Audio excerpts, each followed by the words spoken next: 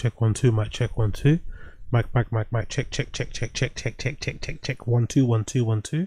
Apologies for the delay, people. Apologies for the delay, but we're back right again. We're back once again. We are back once again. Random show settings. We are back once again. Big up everybody tuning in. Big up everybody tuning in. Wagwan for the Wagwan. Hope you are well. Hope you are well. Hope you can see me. Hope you are well. Hope you can see me. Hope you are well. Hope you can see me. Hope you can hear me. Hope you can see me. Hope you can hear me. Hope you can see me. Hope you can hear me. Hope you can see me. Hope you can hear me, see me, all of those things in between. Thank you for joining me once again. Random show settings. We are back once again. I'm just getting my chat loaded up on my phone here before we roll. Yep, good. Ready to go. Ready to go. Ready to roll. Ready to go. Ready to roll. Ready to go. Ready to go. Ready to roll. Ready to go. Ready to go. Ready to roll. Happy doing. How you doing, people? How you doing, people? How you doing? How you doing? Are you there? How you there? Can you hear me? How you doing? How you doing? How you doing? How you doing? Can you hear me? Can you hear me? Yeah, big up everybody in the stream chat. Big up everybody in the stream chat. Big up Mind Nuts. I see you there. Big up Boba Fett. I see you. Jack Donnie Jr. I see you. Big up Corey Mace, I see you. Big up Diana, I see you. Big up friend of the show, I see you. Big up J1B, I see you. Big up Olisu, I see you. Stephen Castaneda, my G, what's going on? Stephen Castaneda, my nigga, what's going on there, brother? Big up Game Red Football, I see you. Timo Kazi, I see you. Big up everybody in the stream chat, I see you. Big up, who's that? Pesha Waste, big up Pesha Waste, I see you. Boba Fett, I see you. Wagwan. Apologies for the delay. Let's get straight into it. Let's get straight into it. Okay. And again, like I continue. Let's just get straight into it. Let's forget the fucking preamble. Let's just get straight into it. So first things first. Actually, let me just maybe tilt a little bit. Not that way. It's gonna back there. Does that work? Yeah, that works. Cool. Let's just go straight into it. Straight into it. Boom. First things first, let's talk about this. Have you guys seen this? Legendary clip, by the way. This might go in the Hall of Fame clips. This might be a Hall of Fame clip. I'm not going to say anything. I'm just going to play it. This might be a Hall of Fame clip. My thought is everything has a price. There is not a number that can get you back in that ring. 80 million, 100 million. Nah, because now you selling your soul. $100 million, you can have my soul. That's you. Now we know your character. Sometimes, you know, you look at people and you be like, dang, man, you ain't got no dignity. You ain't got no morals. Like, come on, man. Like, what you gonna stand for if everything is about money? Jesus Christ. Big up Terence Crawford, bro. Big up fucking Terence Crawford. He made my guy on the pivot look so bad. He made him feel so fucking small.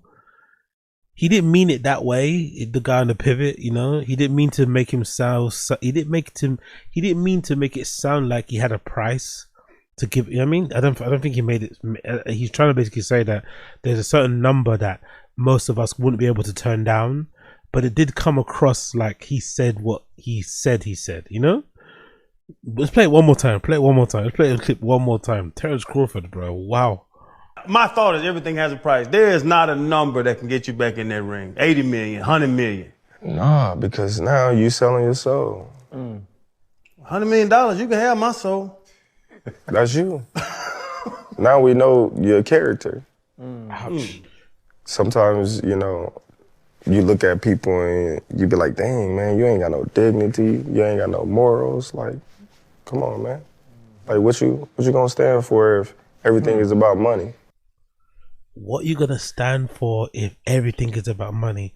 I feel like that's a phrase, that's a saying that you could apply for comedians across the board, right? This is mostly a comedy, stand-up comedy, commentary, live stream sort of thing.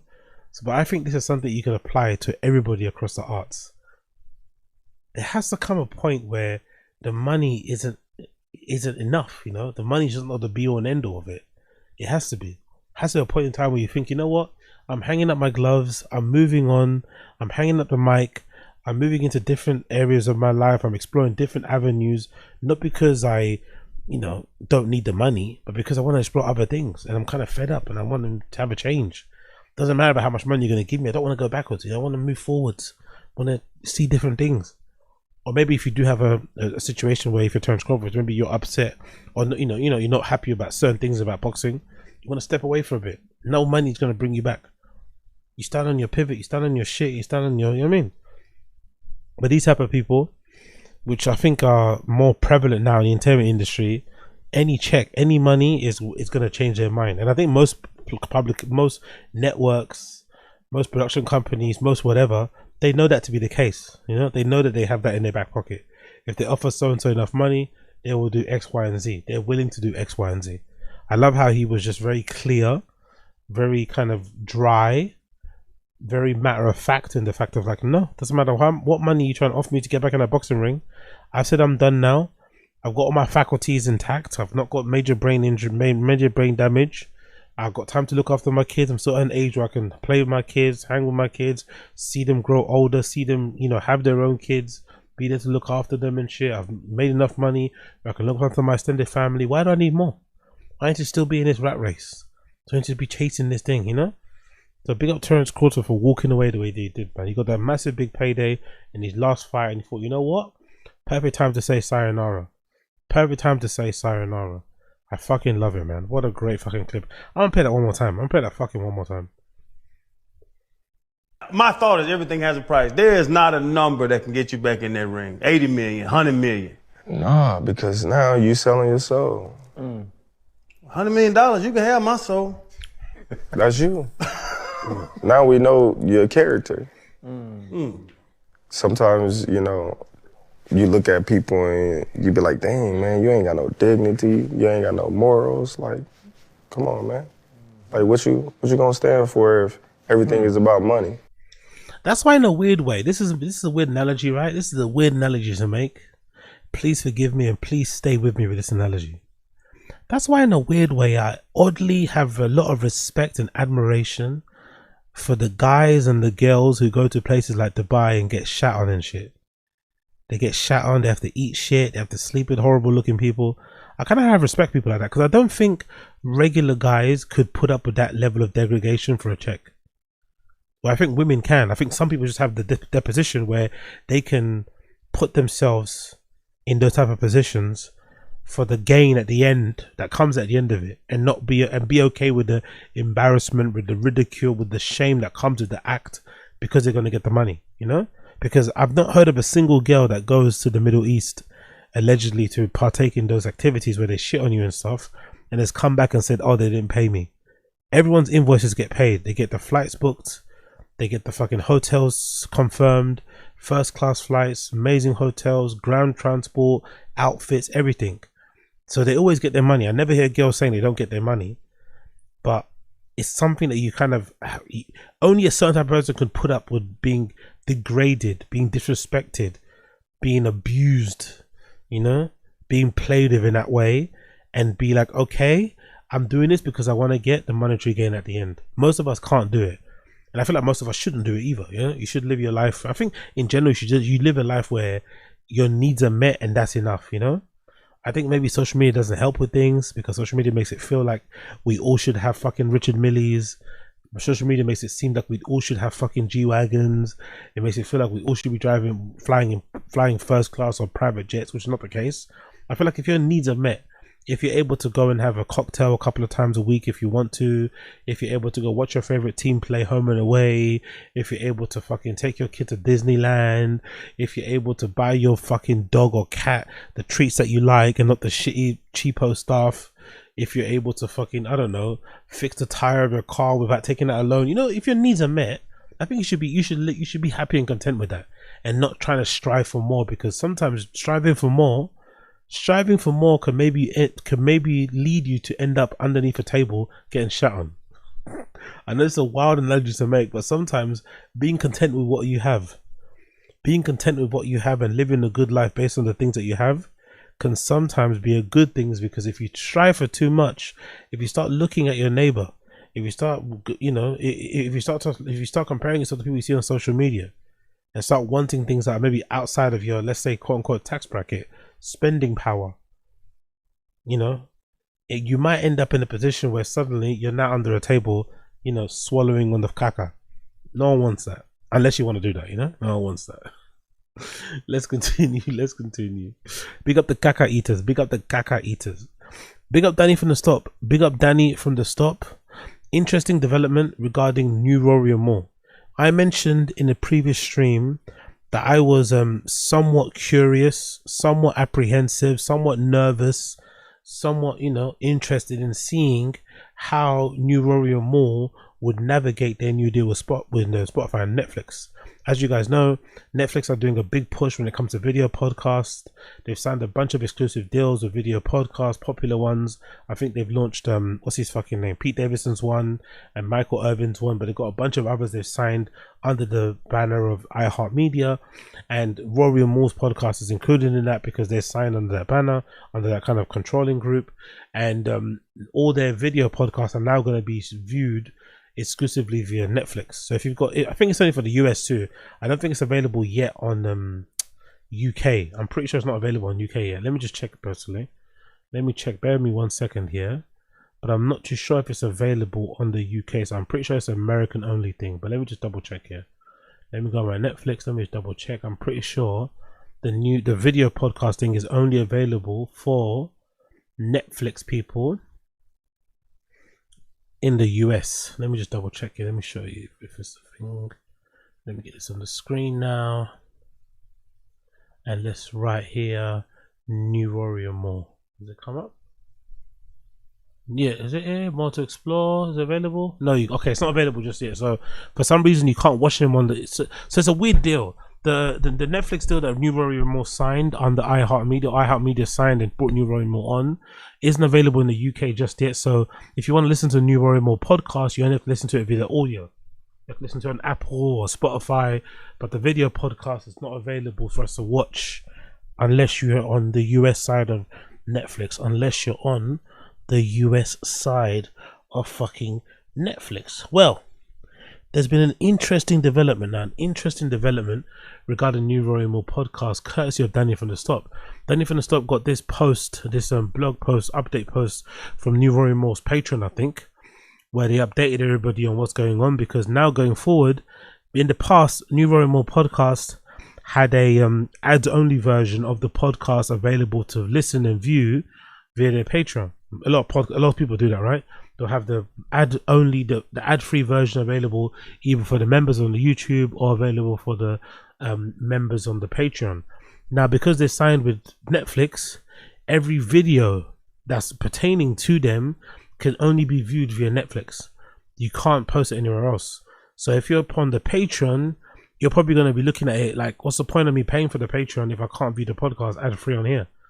So it's going to fuck up a bit of their money, even though they're probably getting paid pretty handsomely, I'm assuming, from Netflix and having their podcasts published exclusively on there. It's going to fuck up their money a little bit on the Patreon. It's also going to make the viewing experience for the people who are used to watching the show ad-free because they're subscribed to the Patreon a bit difficult. It's a bit clunky. And I'm just curious as well in general, for people that watch Netflix and stuff, like, I don't know, I watch a lot of Netflix stuff, right? I check out a bunch of Netflix shows from time to time. I can't ever picture myself sitting here watching a podcast on Netflix. I'm not gonna lie, I can't really picture it.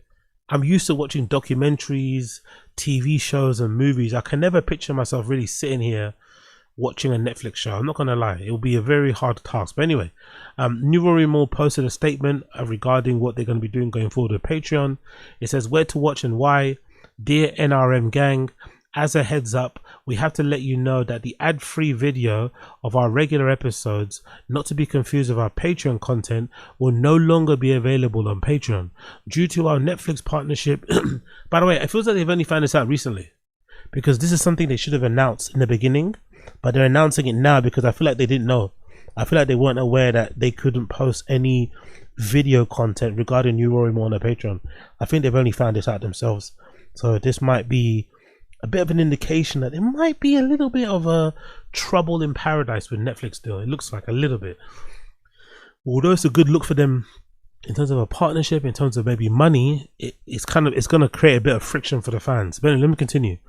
Due to our partnership with Netflix, the only place to watch video of regular episodes will be on Netflix platform. Ad-free audio will be available on Patreon. with regular audio that includes ads still be available on all DSPs. And of course, our promised episodes and additional bonus content will continue to be available on Patreon. We promise we aren't going anywhere. Okay, cool. So if you want an ad-free version of the show, you only be able to listen to it audio, which is kind of pointless, right? The whole reason why you'd want to listen to the ad-free version of the show or to watch it is to watch it, right? You don't really care about because if you're doing your audio, you can easily just skip the video element. It's a bit, you know what I mean? You want to just sort of clean the experience where you just play it in the background sort of thing, yeah. Anyway, our international viewers, Netflix is working on getting the video available for those of you who don't have it. Yeah, we need that ASAP, by the way. We understand that these things are a little bit different than due to the partnership, and we want to say we appreciate you guys' love and support through our pivots, especially as we charter new territory in podcasting. With all our love, the new Warrior More team. I don't know, man. It's not looking good, bro. It's not looking good for the fans. It's not looking good for the fans. It's looking good for them in terms of a partnership, in terms of brand awareness, in terms of networking, future deals, blah, blah, blah, blah, blah.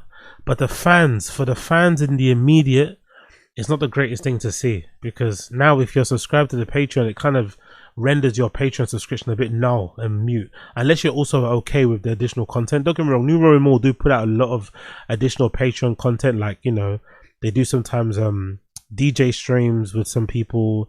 They do sometimes special episodes behind the paywall. So they do keep their Patreon fairly consistently updated. But if the ad-free version of the video podcast was really important to you, you're going to be really bummed out about this, especially if you're an international fan like I am.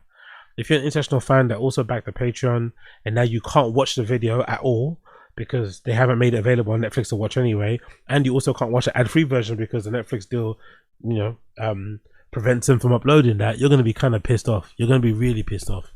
So yeah, a weird position to be in for New Romo. Hope they sort it out. Hope they're able to figure it out. I really hope they're able to figure it out. I really fucking hope they are able to figure it out, because so far it's not looking good. So far it's not looking good. So far it's not looking good. Let's continue.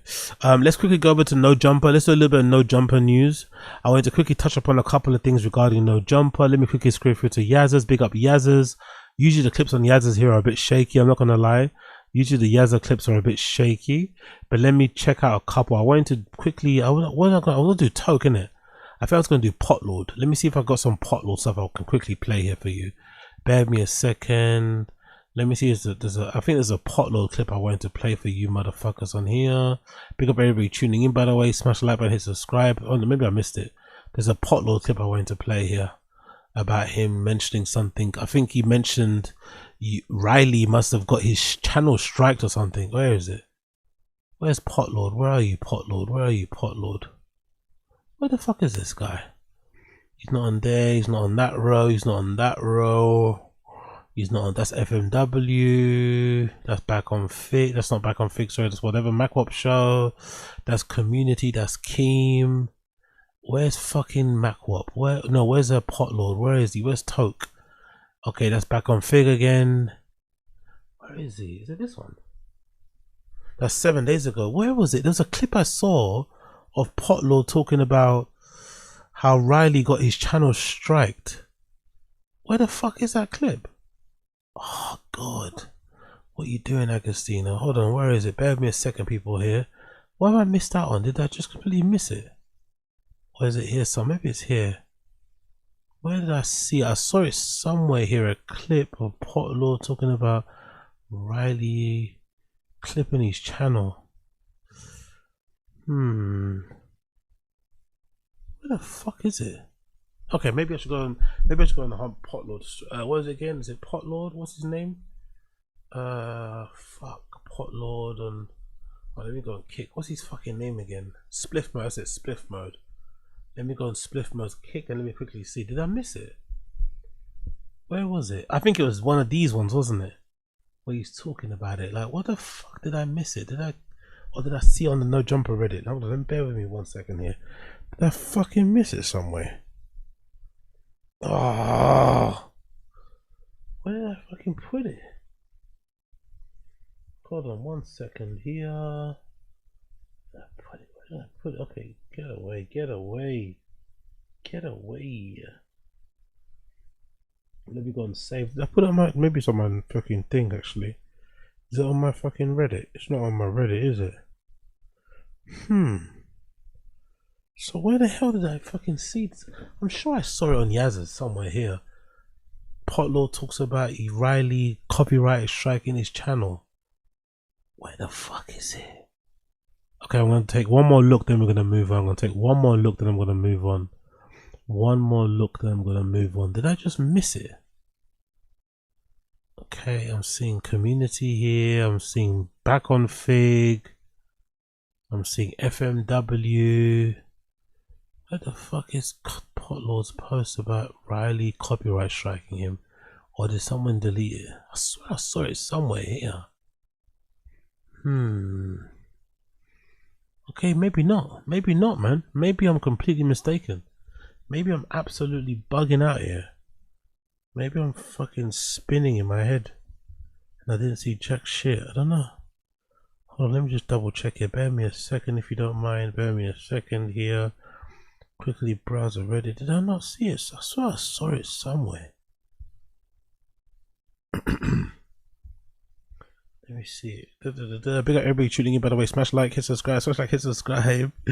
Let me just keep stalling here a little bit. Okay, cool. Let me just quickly go on Spliff Most. I don't know what clip it was though. Was it one of these? I think it's when he's wearing one of these jackets, isn't it? Maybe it's this one here. Let's check out this. Fuck.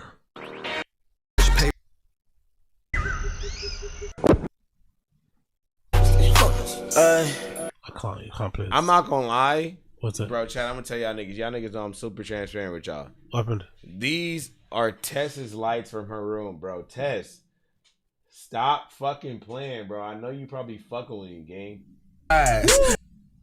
What?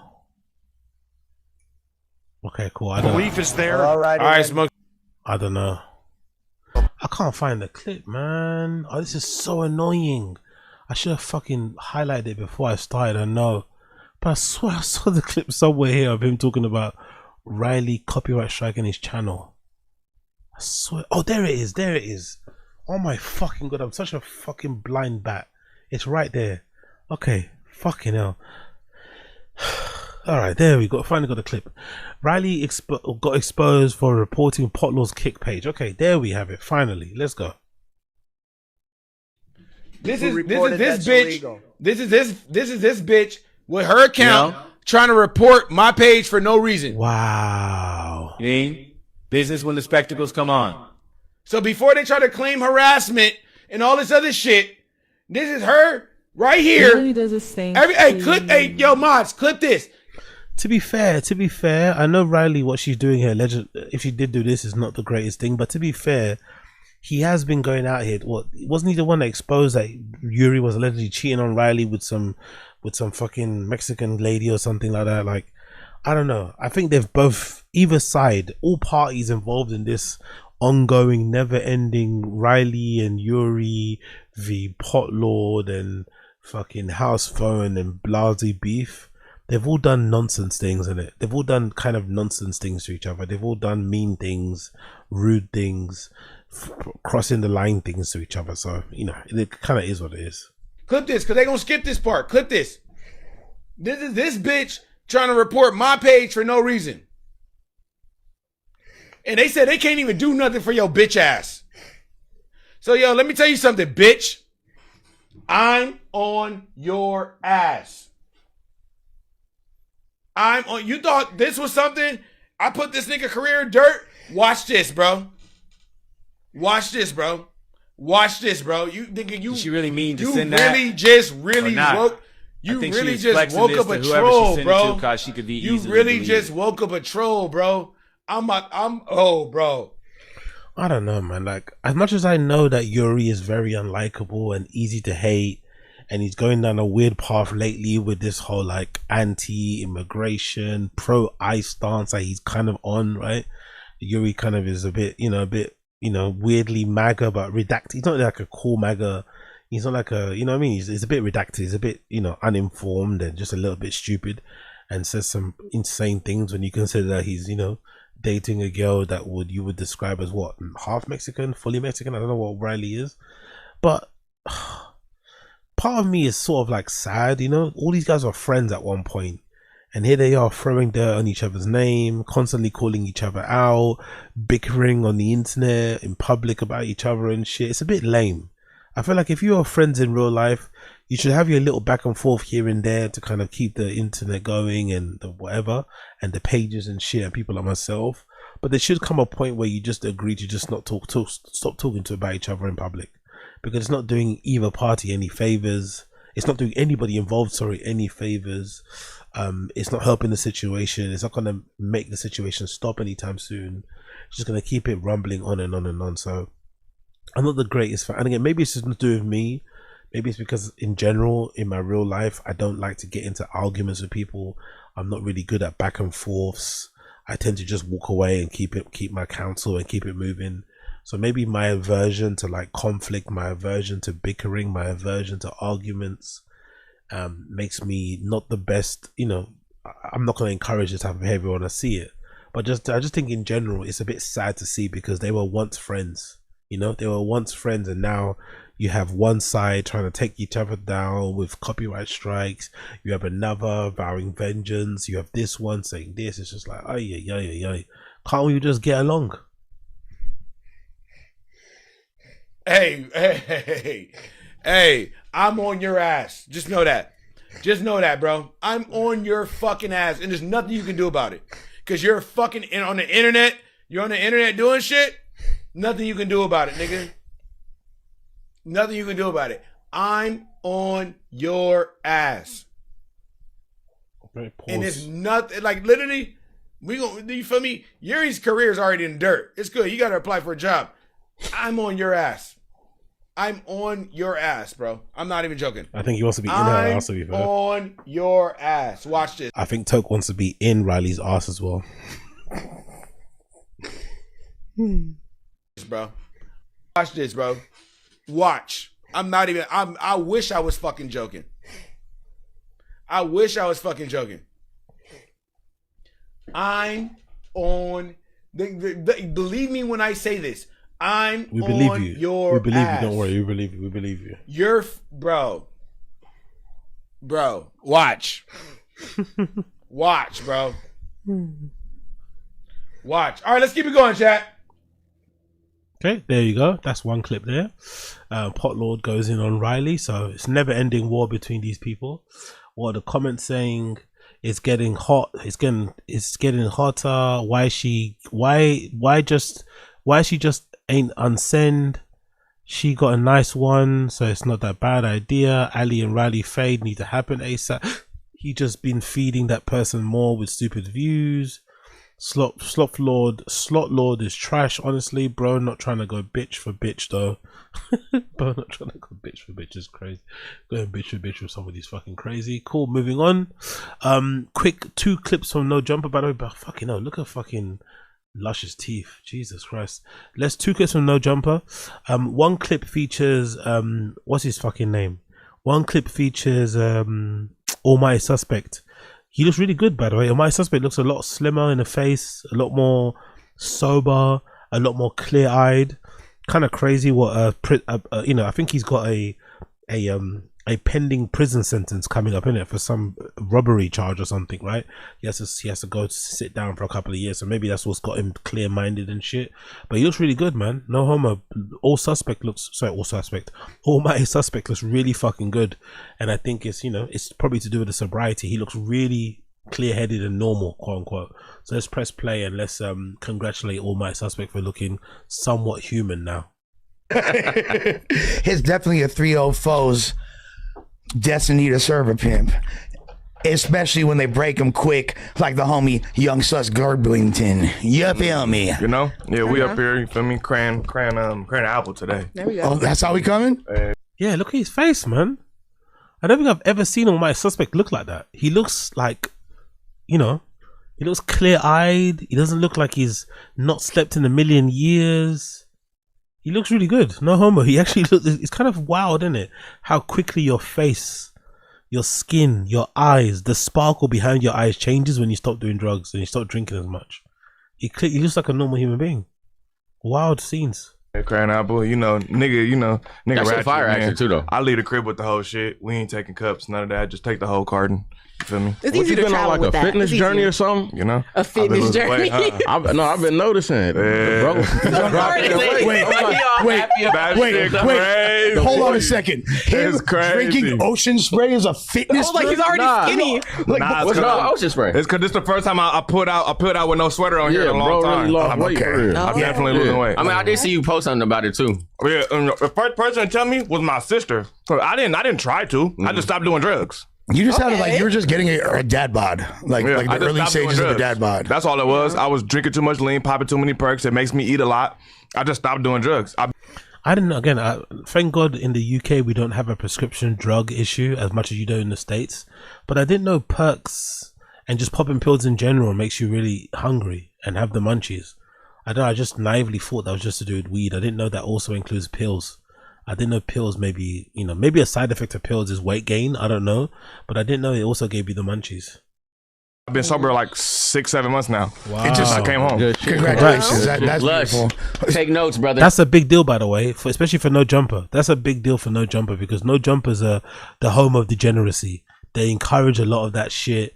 The whole, part of the appeal of watching No Jumper is seeing these guys get fucked up on all the drugs. That's kind of the fun of watching the show. So the fact that he's off the drugs for 6-7 months is fucking good. Even if it's Cali sober, right? Even if it's Cali sober, he probably quit all the hard drugs and still smokes. It's still a really good thing to see. Honestly, really well done to fucking my suspect.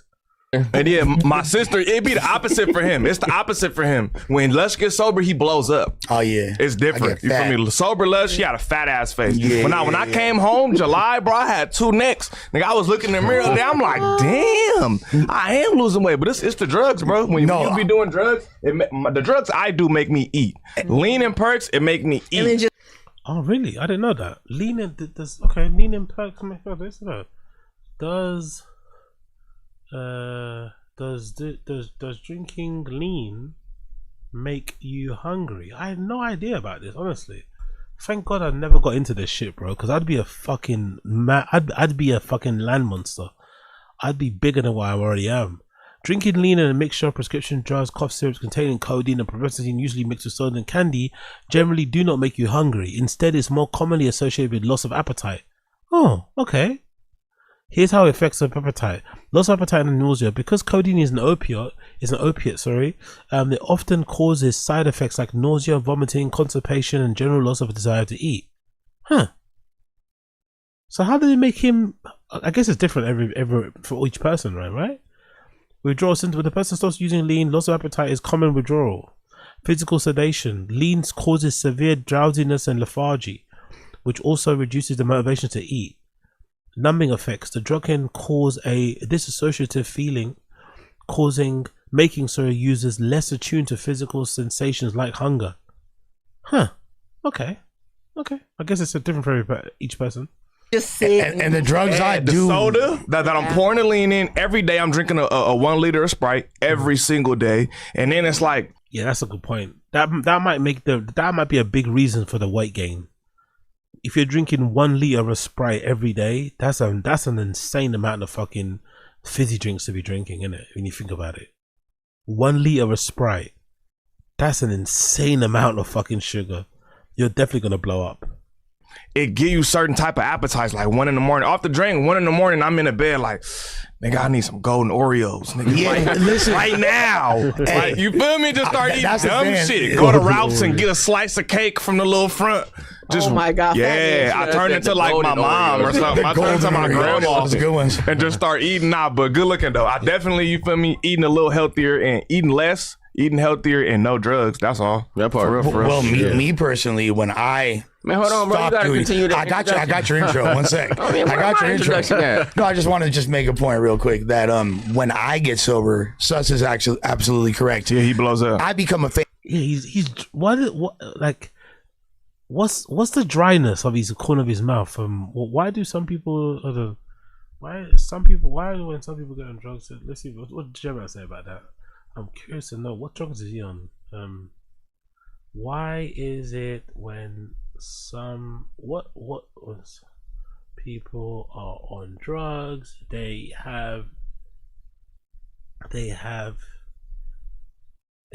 a dry mouth?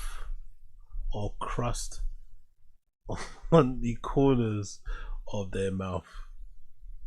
Because Lush always sounds like he needs a glass of water. What does he say here? It's a common sight, and there's actually a mix of biological and behavioral reasons for it.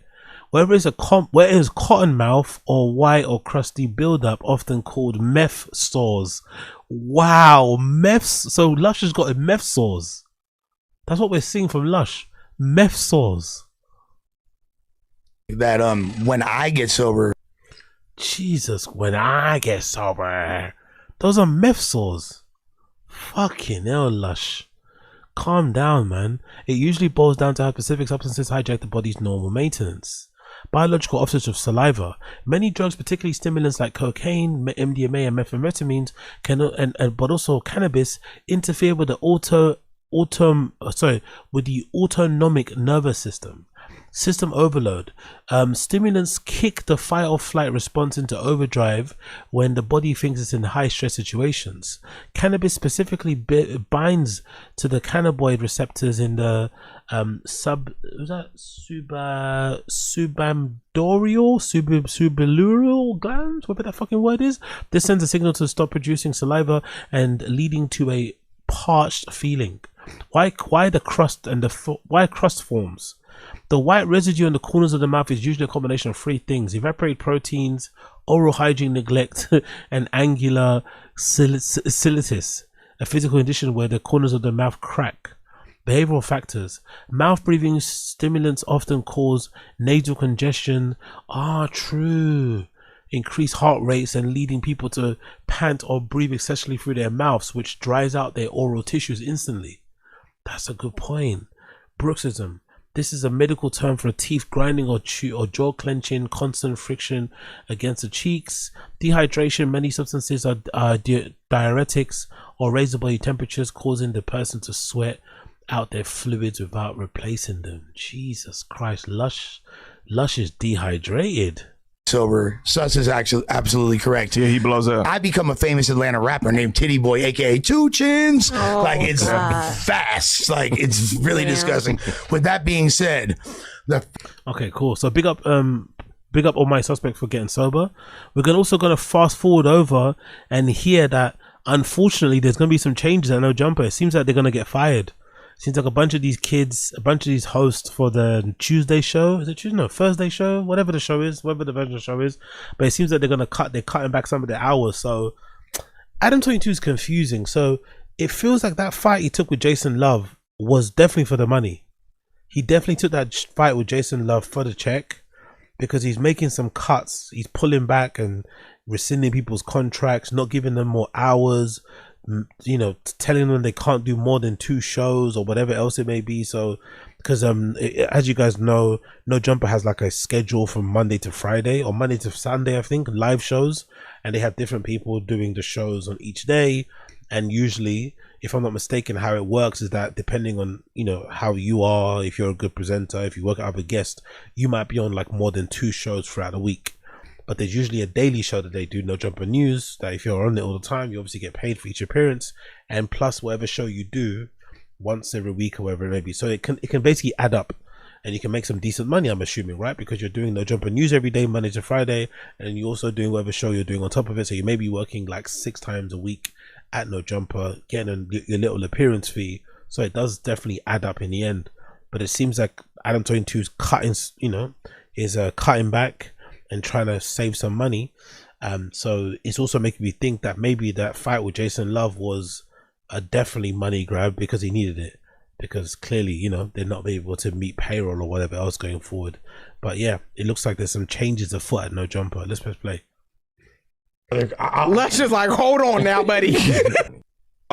Eat this up, like Grown men sleepovers. Is crazy, bro. No, that's him. I have nothing to do with it. Grown men having. Anyways, what's up, man? What's going on? I feel like it's been a minute since we all been with each other. I don't know if you got the memo, but let's talk about the elephant in the room. Are we talking about that? All right, what happened? I'm talking about it. What happened? Okay. I'm talking about it. So this is now No Jumper News. Yeah. This is a Thursday installment. I seen that in the group text. What does that mean? I feel like Josh was just very vague when he threw that out. And it's like, are we demoted somehow? That means you are we? niggas getting less money. Yeah. Well, that's another. Lush is like, hold on now, buddy. Lush doing 5 shows a week. Hold on, don't mess with him. No, well, beyond includes me. Lush needs the money as well. When you're on drugs and you need the, you know what I mean, you need that constant income coming in so you can re-up. Lush needs the money. He can't go without that shit. Most of us need money. Don't get me wrong, but when you're in the throngs of addiction, you're probably thinking of the money and needing the money more because you need the fix. beyond beyond possible ramifications of that degree, which I actually was not planning on discussing, but I will say that it's kind of odd that there wasn't more discussion or input involving us, in my opinion, and especially myself when I was thrust in the position of somewhat trying to apparently commandeer this show because after the untimely leave of Flacco. Well, okay, so Flacco, you feel me, on his, fitness journey hiatus. So Flacco left out of the blue, it seems like, and I don't know why he left specifically, whether it's to do with all the beefs he was involved with, if it was whether to do with the fact that his channel itself makes a lot more money than No Jumper does, or maybe as much as No Jumper does, and he gets to keep it all for himself. I'm not too sure, but he kind of left out of the blue, it felt like, because I felt like for no long time Flacco was like one of the main hosts of No Jumper, and he was holding it down. He was enjoying having 2 incomes. He was getting to be an integral part of the LA sort of like, scene in terms of a commentator, host type of person. But now it seems like he's really trying to focus more on his own content, which makes sense again because his channel is really popular and shit. But yeah, it kind of came out of the blue. I don't think there's ever an explanation for it really. He just kind of comes here and there. He might do an appearance, but he's not really a main guest or host anymore on No Jumper. He looks significantly different. I'm just playing. I was gonna say. No, yeah, no. Shouts to Flacco. Shouts to Flacco. You feel me? He doing his thing. And at a certain point, like, we're dialoguing about the show pretty regularly, and like I'm like, Flock, what's up? And he's like, Lush, this is your shit now, bro. This is your, and like he essentially like put it in my hands. How can it be in your hands when you're barely alive? You're barely awake. You're always high. You're not even high. You're strung out. How can? No wonder Adam 22 is, is cutting people's hours and stuff. If one of the main hosts, if one of your main hosts is Lush, if I'm Adam 22, I'm cutting your hours too. If I'm having to rely on Lush to be the one holding the fort or holding things together, I don't have a good network. I don't have a good platform. I don't have a good channel. If Lush is the main character, he's obviously the main character because he's knowledgeable of hip hop and shit.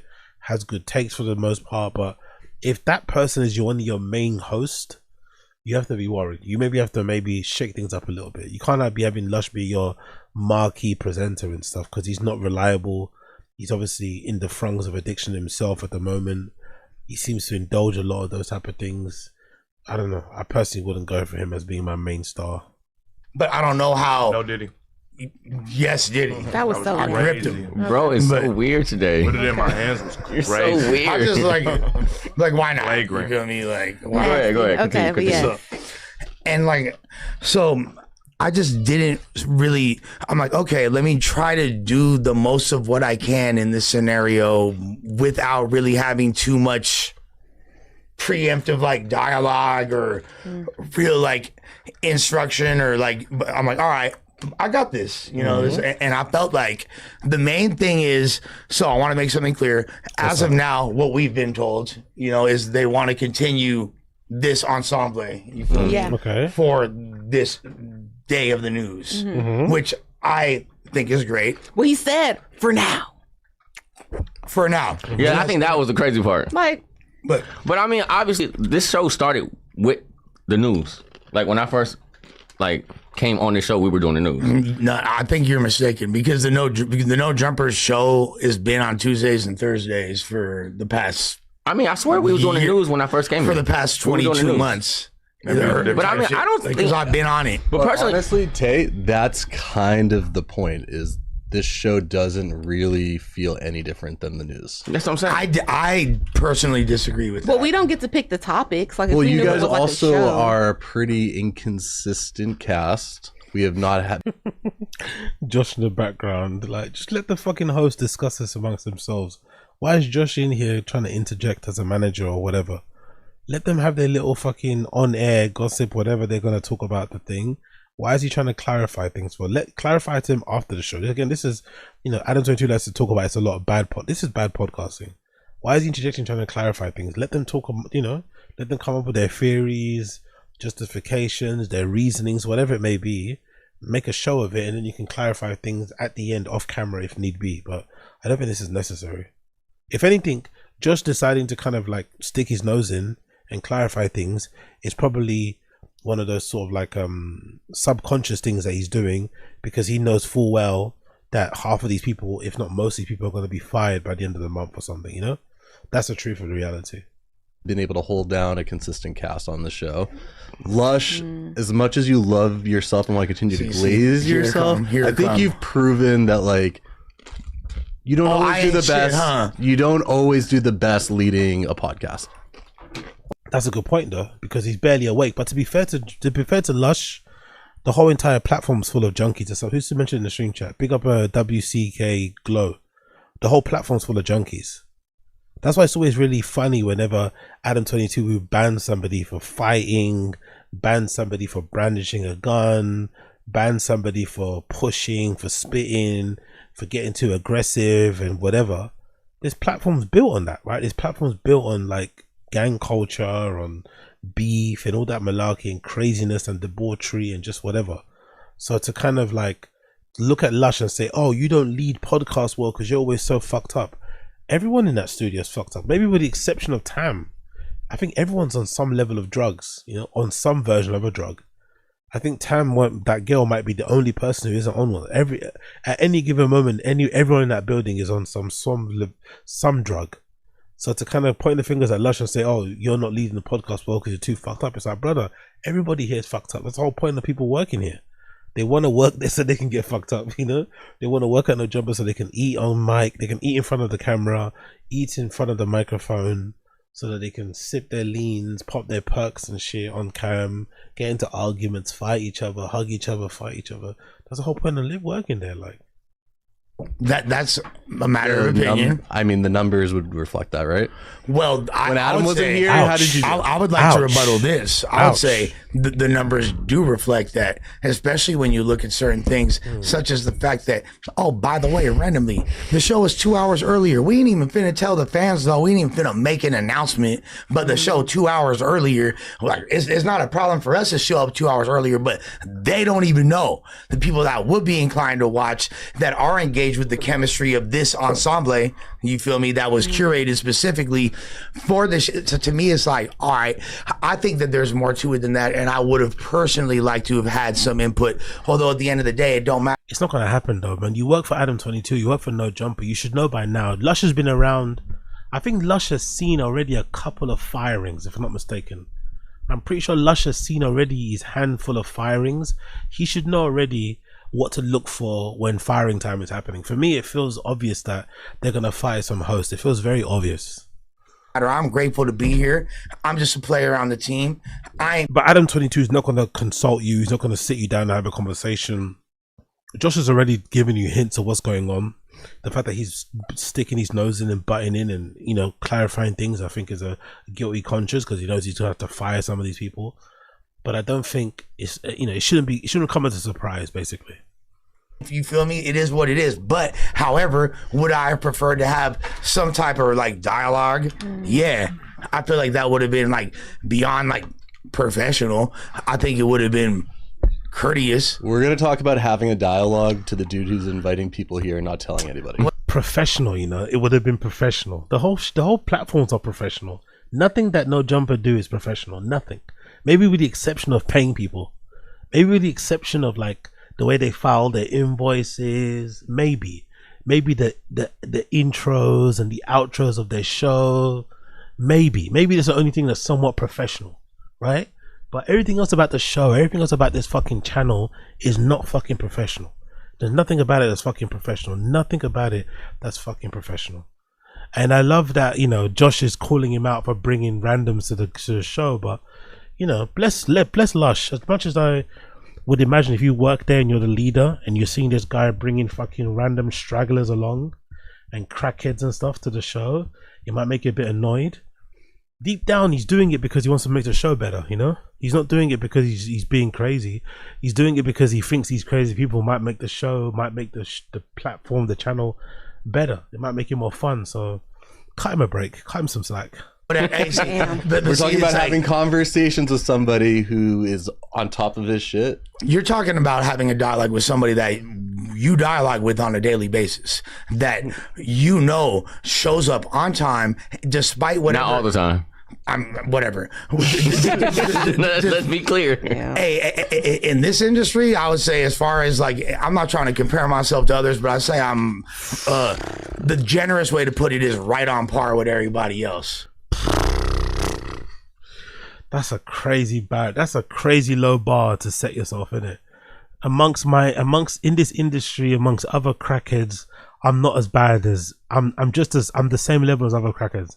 I'm not any worse or any better, but I'm just as the same. In industry standard crackhead media presenter etiquette, I guess.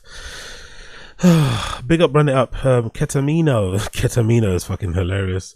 That's a good DJ name, actually. I might have to use that. Ketamino. Have you indulged in the baggy lately? No, not lately, but may do tomorrow. Not lately, but may do tomorrow. We may have to slip out the little. You never know. But I've got so much to do. You know, I've got so many streams to do, so many things to record for Patreon and shit. I may just like sack it off until the end of the month. You feel me? And that's a very political. That's a pretty low bar.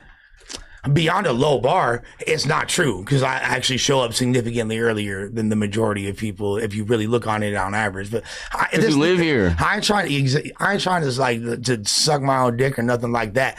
It's not even about me, because I'm straight over here. You feel me? Like, you know that, bro. Like you're my boss, right?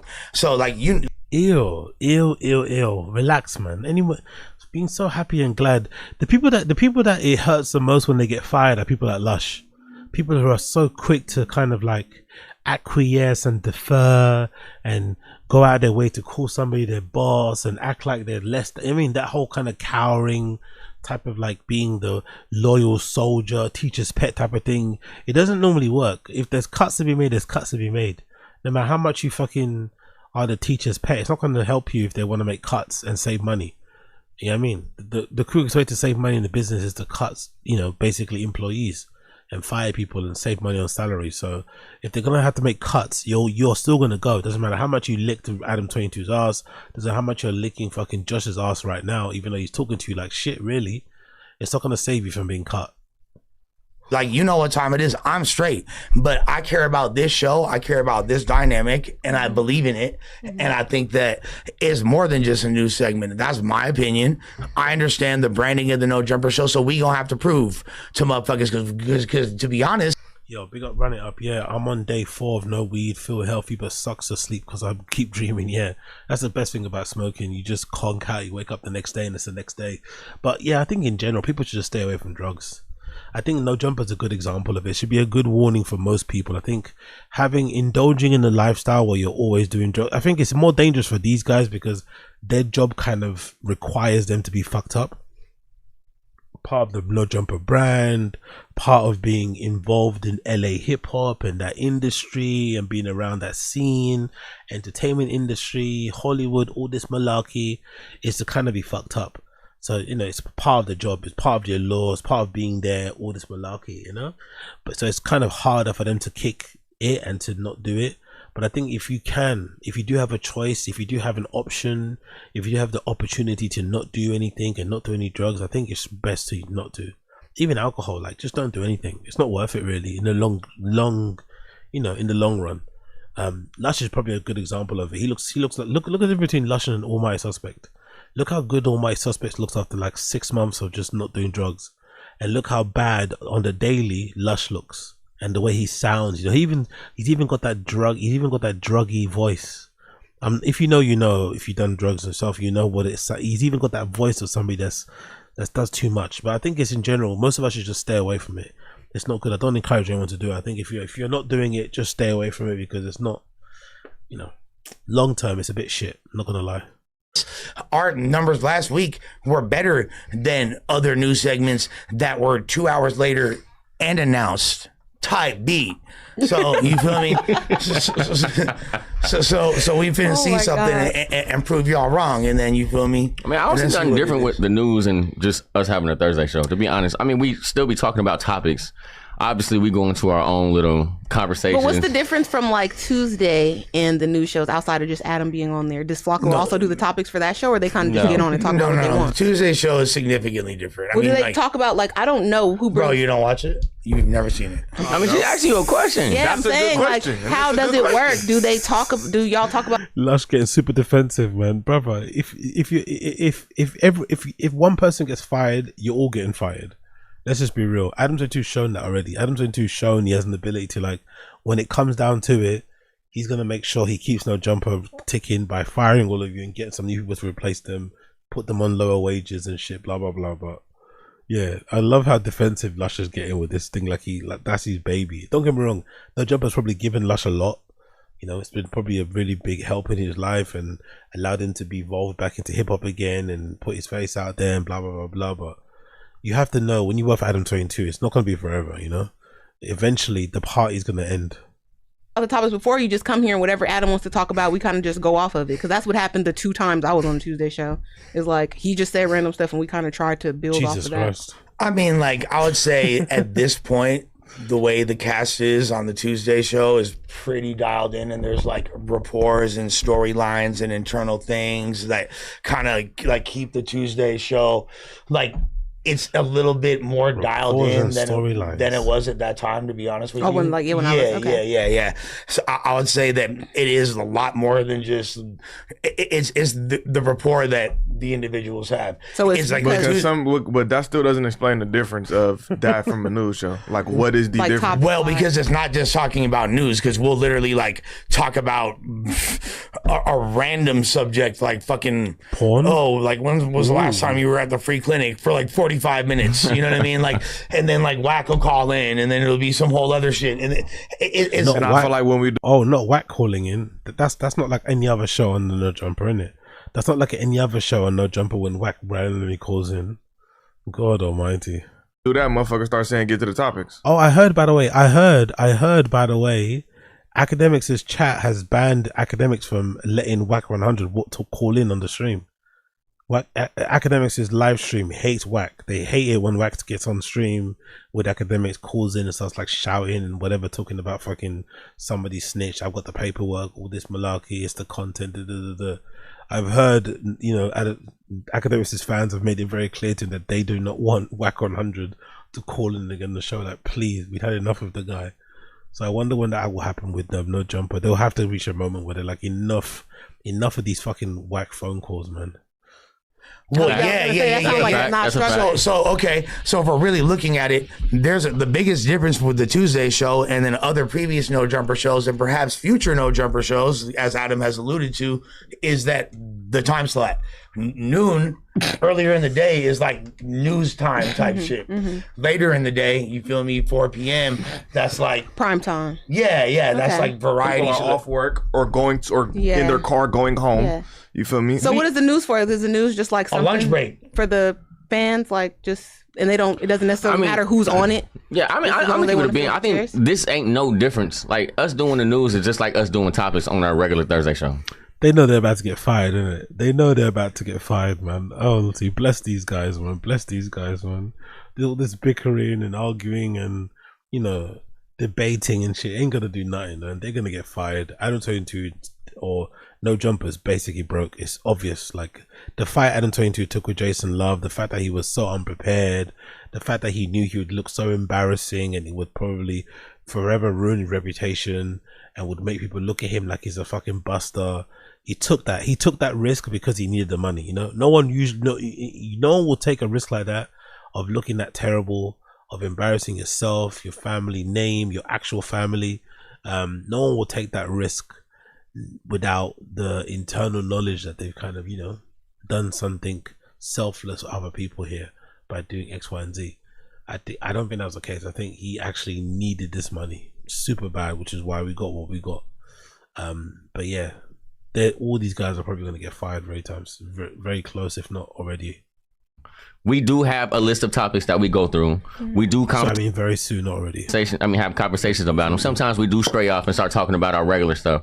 But at the end of the day, we're still going through a basis of topics. Tay, you right before the show started, one of the first things you said was like, "Oh, I feel like we ain't been around each other." We ain't been around each other. Okay, and the reason why you felt that is because we have a dynamic together. We've built a camaraderie together, and that's what makes a show what it is. You know, like we could call it whatever. You're right. Ultimately, it is the same shit. But I feel like this show and what it offers, being an alternative to the Tuesday show, where at the end of the day, yes, Tim is actually correct. Like it is Adam's show. You know what I'm saying? Yeah. And that's what whatever he dictates. This is a different environment. This is people that Adam believes in that he's putting together.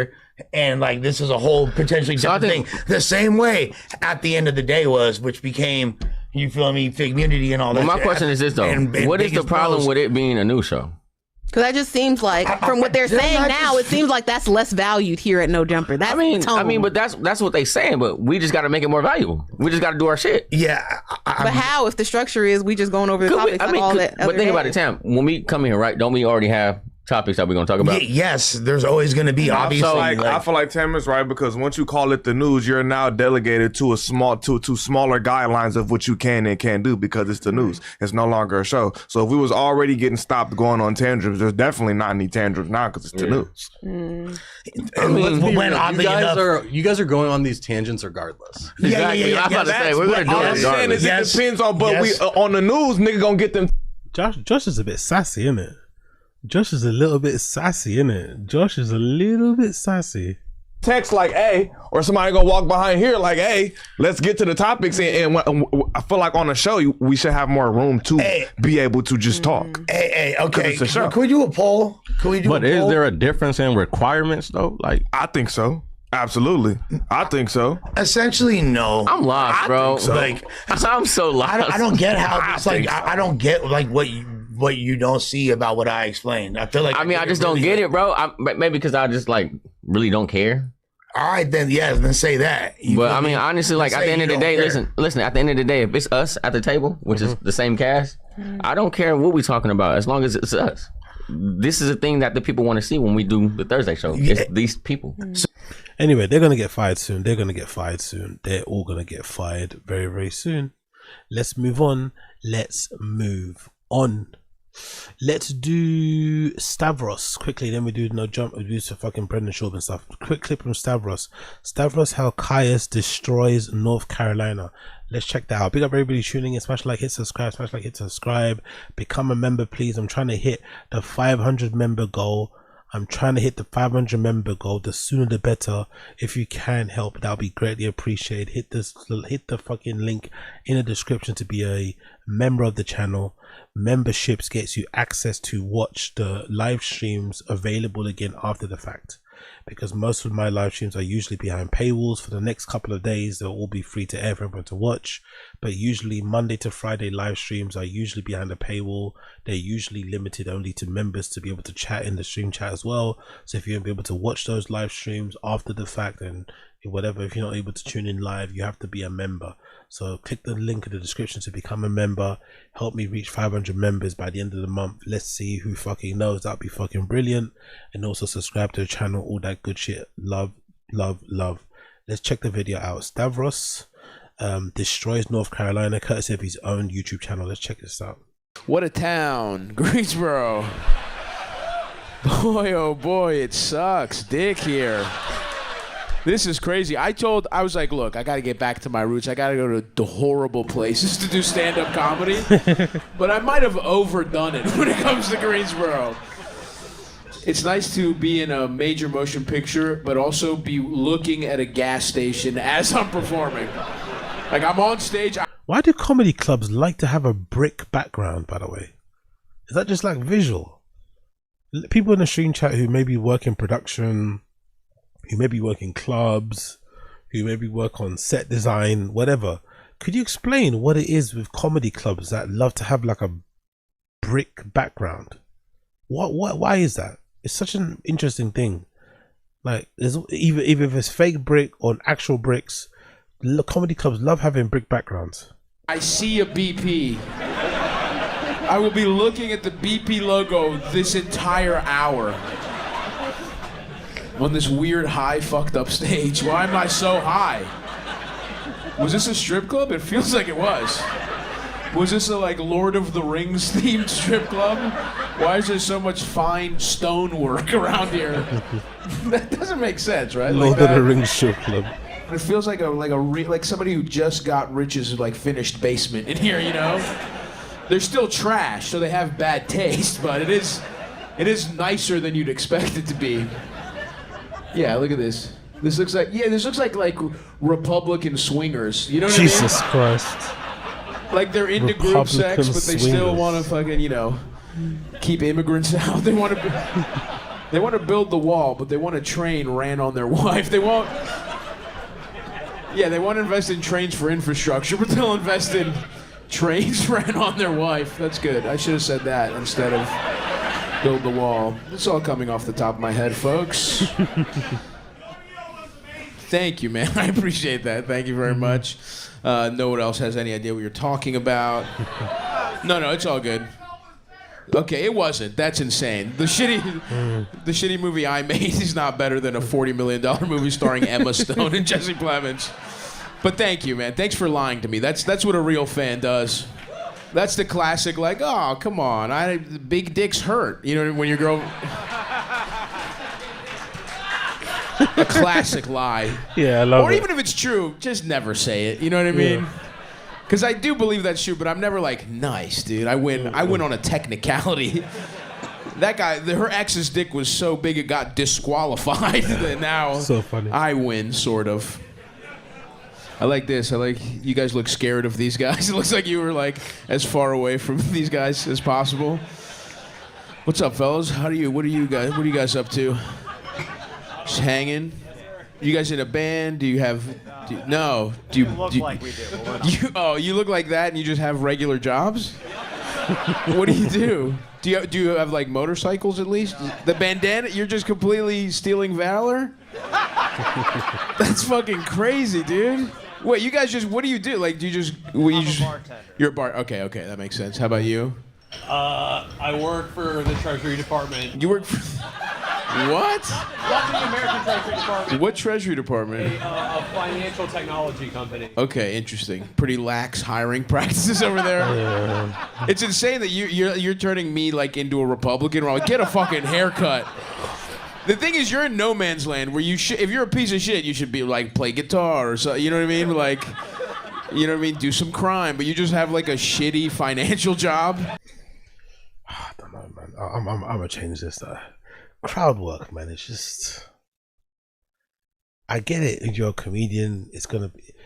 I get the like allure with crowd work if you're a comedian, because there's something magical about making up a joke on the spot, and maybe some of this crowd work can work into your actual bit or actual fucking set later on, right? Your written stuff. Maybe you might think of a cool idea, an interesting premise, of whatever, right? But I just feel like for the punter, for the paying customer, right? It feels like a bit of a cheat to spend all that money for a ticket to go to your comedy club or go to your comedy show, and then have the comedian just stand on stage asking you what you do for work and kind of riffing off of that, talking about your haircut, talking about your wife, talking about who's sitting next to you. Is that your wife? Oh no, it's your actual sister. Oh my god. Do you know what I mean? It's just like, oh yeah, man. Stop mining the audience for material and make up your own, you know? Make up your own fucking material. Help yourself, you know? Help your fucking self. Do your coworkers like wear khakis and shit? You don't have to go into the office, do you? No, I do. 3 days. You do? Okay, damn. And what do? You put like a little fucked up ponytail, or do you hide? This is how you show up in the office. Okay, interesting. What's the company? Automated accounts payable company. There's a baby here? What the fuck? Holy shit. This is awesome. What the fuck? It's one of those episodes of I didn't know I was pregnant. It's like a newborn just plopped out of some fat white trash lady. Oh, I told you owe me $50. Just drinking a frozen margarita. That's fucking awesome. You brought a baby to a fucking comedy show on a Wednesday night? That's so fucking sick. That kid is toast. You know what I mean? That kid, the odds are not looking good. He's... Now, how old's the baby? Let's talk about to the family. 1, all right, hell yeah. First comedy show or no, he's seasoned. Hell yeah, that actually is sick. I want a picture with the baby. Actually, I want first comedy show. That's actually funny. That'd actually be pretty cool if some years later that kid ends up being a comedian. That'd be a pretty cool kind of picture to show, in it. Here's me at 1 with fucking Stavros. That'd be pretty fucking cool. Yeah, keep it down. He's trying to sleep. Now I feel bad if I do well. I'm like, I should bomb so this baby can get some shut-eye. This is really bad for a child's circadian rhythm. Do you have the big earmuffs on his ass? Fuck, I would have brought stuff for him. Give him his first chicken finger while we're at it. Let's do a bunch of firsts. Jesus Christ. He sleeps through the night and stuff? Wow, okay, hell yeah. Good for him. You're really pushing it. You're like, let's see how well behaved he can be. He hasn't, yeah, maybe he just didn't care for these guys. He's like, he was taking too long to answer my question. The baby was like, wah, this sucks. Describe your job more quickly, wah. Get a haircut. Anyway, that's Stavros. You check out the clip yourself if you want to. I'll put the link in the descriptions after the fact. Big up Stavros still. Big up Stavros. Let's give him a little likey there. Let's do a little bit of podcast cringe. Podcast cringe new video. Joe Rogan's Epstein meltdown is hard to watch. Joe Rogan's Epstein meltdown is hard to watch. Courtesy of podcast cringe. Let's check this out. That's a very specific illicit desire to want underage people. Well, how do you even find out that someone's into that? Well, I don't think that the majority or anything close to it of the women were underage people. Technically, I think it was largely very young, underage people, barely legal, so to speak. But there's some 9-year-olds in there. Yeah, there's even younger. I'll move to you guys. Hold on. I'll go to chat after this. Yeah, Callan defending. I'm going to play this clip later, by the way, on the Fire and the Kid, but I heard the Callan section was pretty brutal. I heard Callan was out here making excuses for Epstein and shit. Pretty gruesome. But again, understandable considering the allegations levied against Callan, what he said over the years about his own sexual proclivities and stuff, you know, the vibe he gives off. I'm not too surprised that he's out here defending Epstein or argue or trying to, you know, broach the argument that it didn't actually involve kids and he wasn't that bad and the, you know, media blowing out of proportions or whatever else could be the case. Hey, she was 14, guys. Can you get the right? Oh no, this is just one example. Dude, there's this is just one. So many. Yeah. Brian, dude, come on, she was 14. What is your take today? What the is going on? Woody Allen, and now you defend Epstein? Woody Allen's a very different story. Woody Allen's totally different. It's weird you're dating your stepdaughter. It's still legal. You can very easily see some. Jesus Christ, Brian Callen.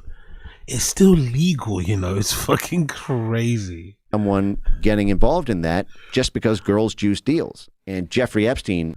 Imagine there's an episode of The Fire and the Kid where Brendan is the voice of reason. That's how you know you're doing wrong. If you're Brian Callen, there's episode of The Fire and the Kid where Brendan's the voice of reason, you know you fucked up. You know, for the past 3 years of their lives has been the best weekend they've ever had. Has, has made them feel alive again. It's because it's juiced by the girls, the parties, the lifestyle that Epstein allows you to have access to. But in the public eye, the narrative is underage girls. So if we found out that somebody we knew was let's be careful. 16-year-olds. Let's be careful. Well, what exactly? Oh, okay, I didn't know where you were going with this. Let's be careful because you know somebody that's been accused of that in Crystalia. You've got a couple of friends who have been accused of some of that shit. Crystalia's been accused of it. Callan's been accused of the R word. Brendan's been accused of cheating on his wife 1 million times. Joey Diaz and that group of friends has been accused of some nefarious thing when it involves with, you know, sexual favors in exchange for stage time in comedy clubs. There's a lot of dodgy folks in their little circle, so Nick's right here. Be careful. I didn't know. No, I'm about to leave, dude. I can't be part of this. When Brendan Schaub is offering the most sensible takes in the room, then you know something's wrong. Ever since the latest Epstein files dropped last week, the usual suspects are playing D for the worst people. And it's no secret that Joe Rogan is compromised. He's been running cover for the elites for a couple of years now. Once Rogan's wealth and influence got their attention, he decided that having calls with the president and dinners with billionaires was worth more to him than being honest with his own audience. Joe sold out for access. He just wanted a seat at the table. And for us, that means we have to listen to him sit in his studio and say things like underage people and, in the public eye, the narrative is underage girls. And he does it all with a straight face. But it's not just Rogan that's sold out. We all saw what happened last year when some of the biggest comedians in the world bent the knee to the Saudi government and became mouthpieces for the regime. I wonder why there wasn't any clips of Bill Burr at the Riyadh Comedy Festival. Do you think he requested that they don't take their pictures? Because if that's the case, Bill Burr has not stopped kind of defending his right to go perform at the Riyadh Comedy Festival in like a snarky, dismissive, gaslighting type of way that he's known to do, right? Ever since he got back, he's not missed a chance not to say something. So I do find it rather odd how the guy that's making all the excuses for, you know, Riyadh and stuff and talking about how amazing it is as a country is also the same person who maybe told the government over there to not take any pictures of him and not make him touch the fucking sand thing while taking. I mean, like, they kept it very private. You wouldn't even know she was there unless you were there, type of thing, you know? So no, I find that odd. And if that wasn't bad enough, then we had to listen to them come back to America, lecturing us about how morally bankrupt and racist we are for criticizing them for cozying up to a regime who maintains power by suppressing its own people and their free speech. Bill Burr still hasn't recovered from the backlash, and I honestly don't think he ever will. And when you stop and take a step back to take it all in, you realize how far we've come from the days when... Yo, fucking Eddie Brother's hair used to be beautiful back in the day, innit? That's a straight silk press. That hair looks so straight. That beautiful bob there from fucking Eddie Brother. Comedians and podcasters were an alternative to the mainstream media. They were the ones who we trusted to speak their minds and say what everyone was thinking without the network breathing down their necks and censoring them. Fast forward to 2026 and Brendan Schaub seems to be the only one making any sense. Why are so many people in Hollywood and in powerful positions so into f***ing kids? What's the f*** wrong with them? That's what I don't understand. I have no idea. Is it Do you know any, like, think about people you know. Do you know anyone who's like, dude, I don't know what it is. These kids. No. I like to never in your entire life have you ever met someone who's into f***ing kids? But I'd like to believe it's very rare still. Like, I'd like to believe. I don't think so at that elite level. There's too much. Look at all these young kids. That's right, things have gotten so bad now that the guy with CTE and a face full of zins is the only one asking the right questions. I mean, Joe Rogan used to have a show literally called Joe Rogan Questions Everything, which only lasted 6 episodes. Now, more than 10 years later, we have the infamous line from the Kash Patel podcast, "What am I going to do, push back?" It's not just that, though. He also uses the excuse, "I'm just asking questions." That way the internet can make up their own mind. But he's not even doing that anymore. Joe barely even scratches the surface. Seriously, check out this pathetic attempt from Rogan to discuss the Epstein files. This is the #1 podcaster in the world who gets paid hundreds of millions of dollars every single year to interview interesting and informed guests. And his hot take on Epstein is, yeah, it's kind of crazy. It's just crazy that statutory rape is what took it all down, right? Because it's underage jobs, right? That's what took it all down. What? Yeah, I mean, it seems to be what took Jeffrey Epstein down. Kind of crazy. Even that has a really interesting geopolitical history. There was a similar scandal in the early 2000s with a private military contractor called DynCorp. They got in trouble basically trafficking underage kids to Middle Eastern sheikhs. And I believe the reason that was alleged by Congress that they did that was to juice the deals with them. Need the support of the local high-level officials. They need to be happy. And there's several currencies for that. There's financial payoffs, and there's other things they might like parties and young women. Especially in places where being with the very young female is not illegal. And so I would not be surprised if the Epstein trafficking apparatus started with similar motivations. Not that it's not necessarily for blackmail, but because it makes clients or customers or VIP people happy. If you're a 70-year-old billionaire, you can't walk into a bar and leave aside the underage thing. You can't walk into a bar, and meet an 18-year-old who's, I presume, these things Spit it out, bro. facilitated Spit it out. at private parties, and it needs to, for a lot of these guys, it has to be discreet. They've got wives, they've got reputations. I worked at a New York law firm, and he's trying to pick his words wisely so he doesn't say anything fucked up. But it's too late, bro. You already sound like a fucking pedo apologist. Just spit it the fuck out. There's ways that you can make partner.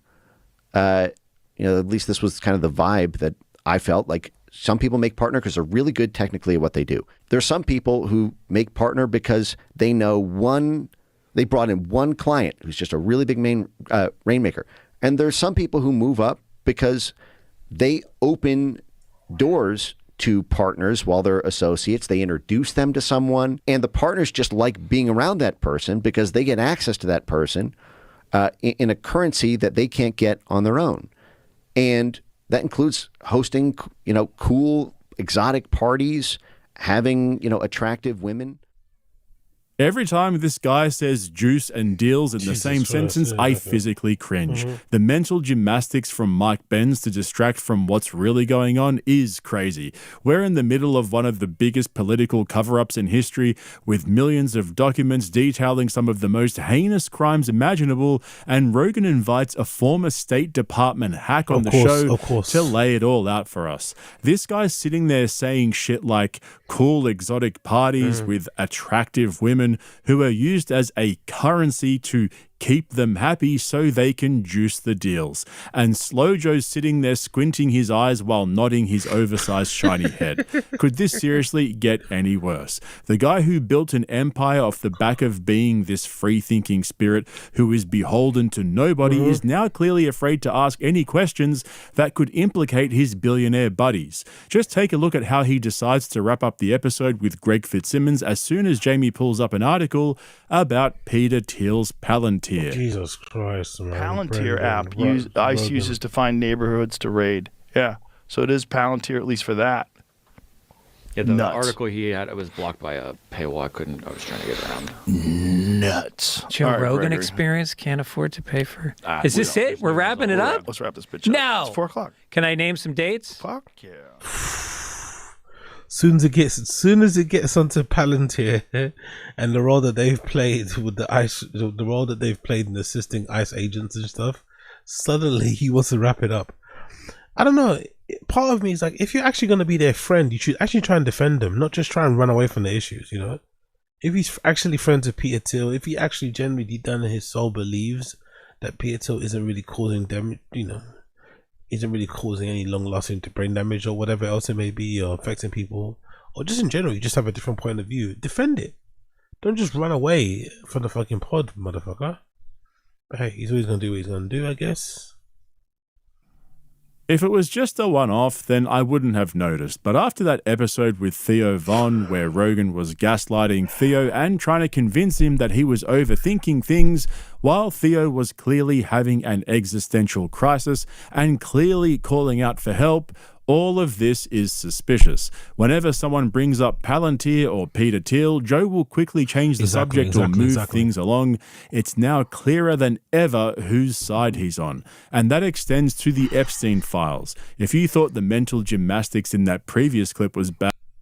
Again, really weird though, because he refused to meet with Epstein when he was alive. because he felt like he had a weird vibe, didn't like the stories surrounding him, did his research, didn't like what he found, blah blah blah blah. But then somehow when it gets pulled up on another person's computer, or you know, when somebody tries to pull it up or talk about negatively about him in his show, he very quickly kind of, you know, turns it down, turns it off, you know, all that malarkey. I just find that very odd. Like, how can you both be suspicious and following police protocol? I guess that's what she does, isn't it? Best continue. Wait until you see these clowns trying to convince themselves that trafficking is just part of doing business, as long as it's not kids. That's a very specific illicit desire. Yo, big up Roy 416 88. How's the arm? It's getting there. It's still really painful. I've got to do these exercises. I've not really been doing them that diligently, I'm not gonna lie. I've got to do like 1 hour exercises where I kind of like, similar to this, I've got to like hold it for 5 second count.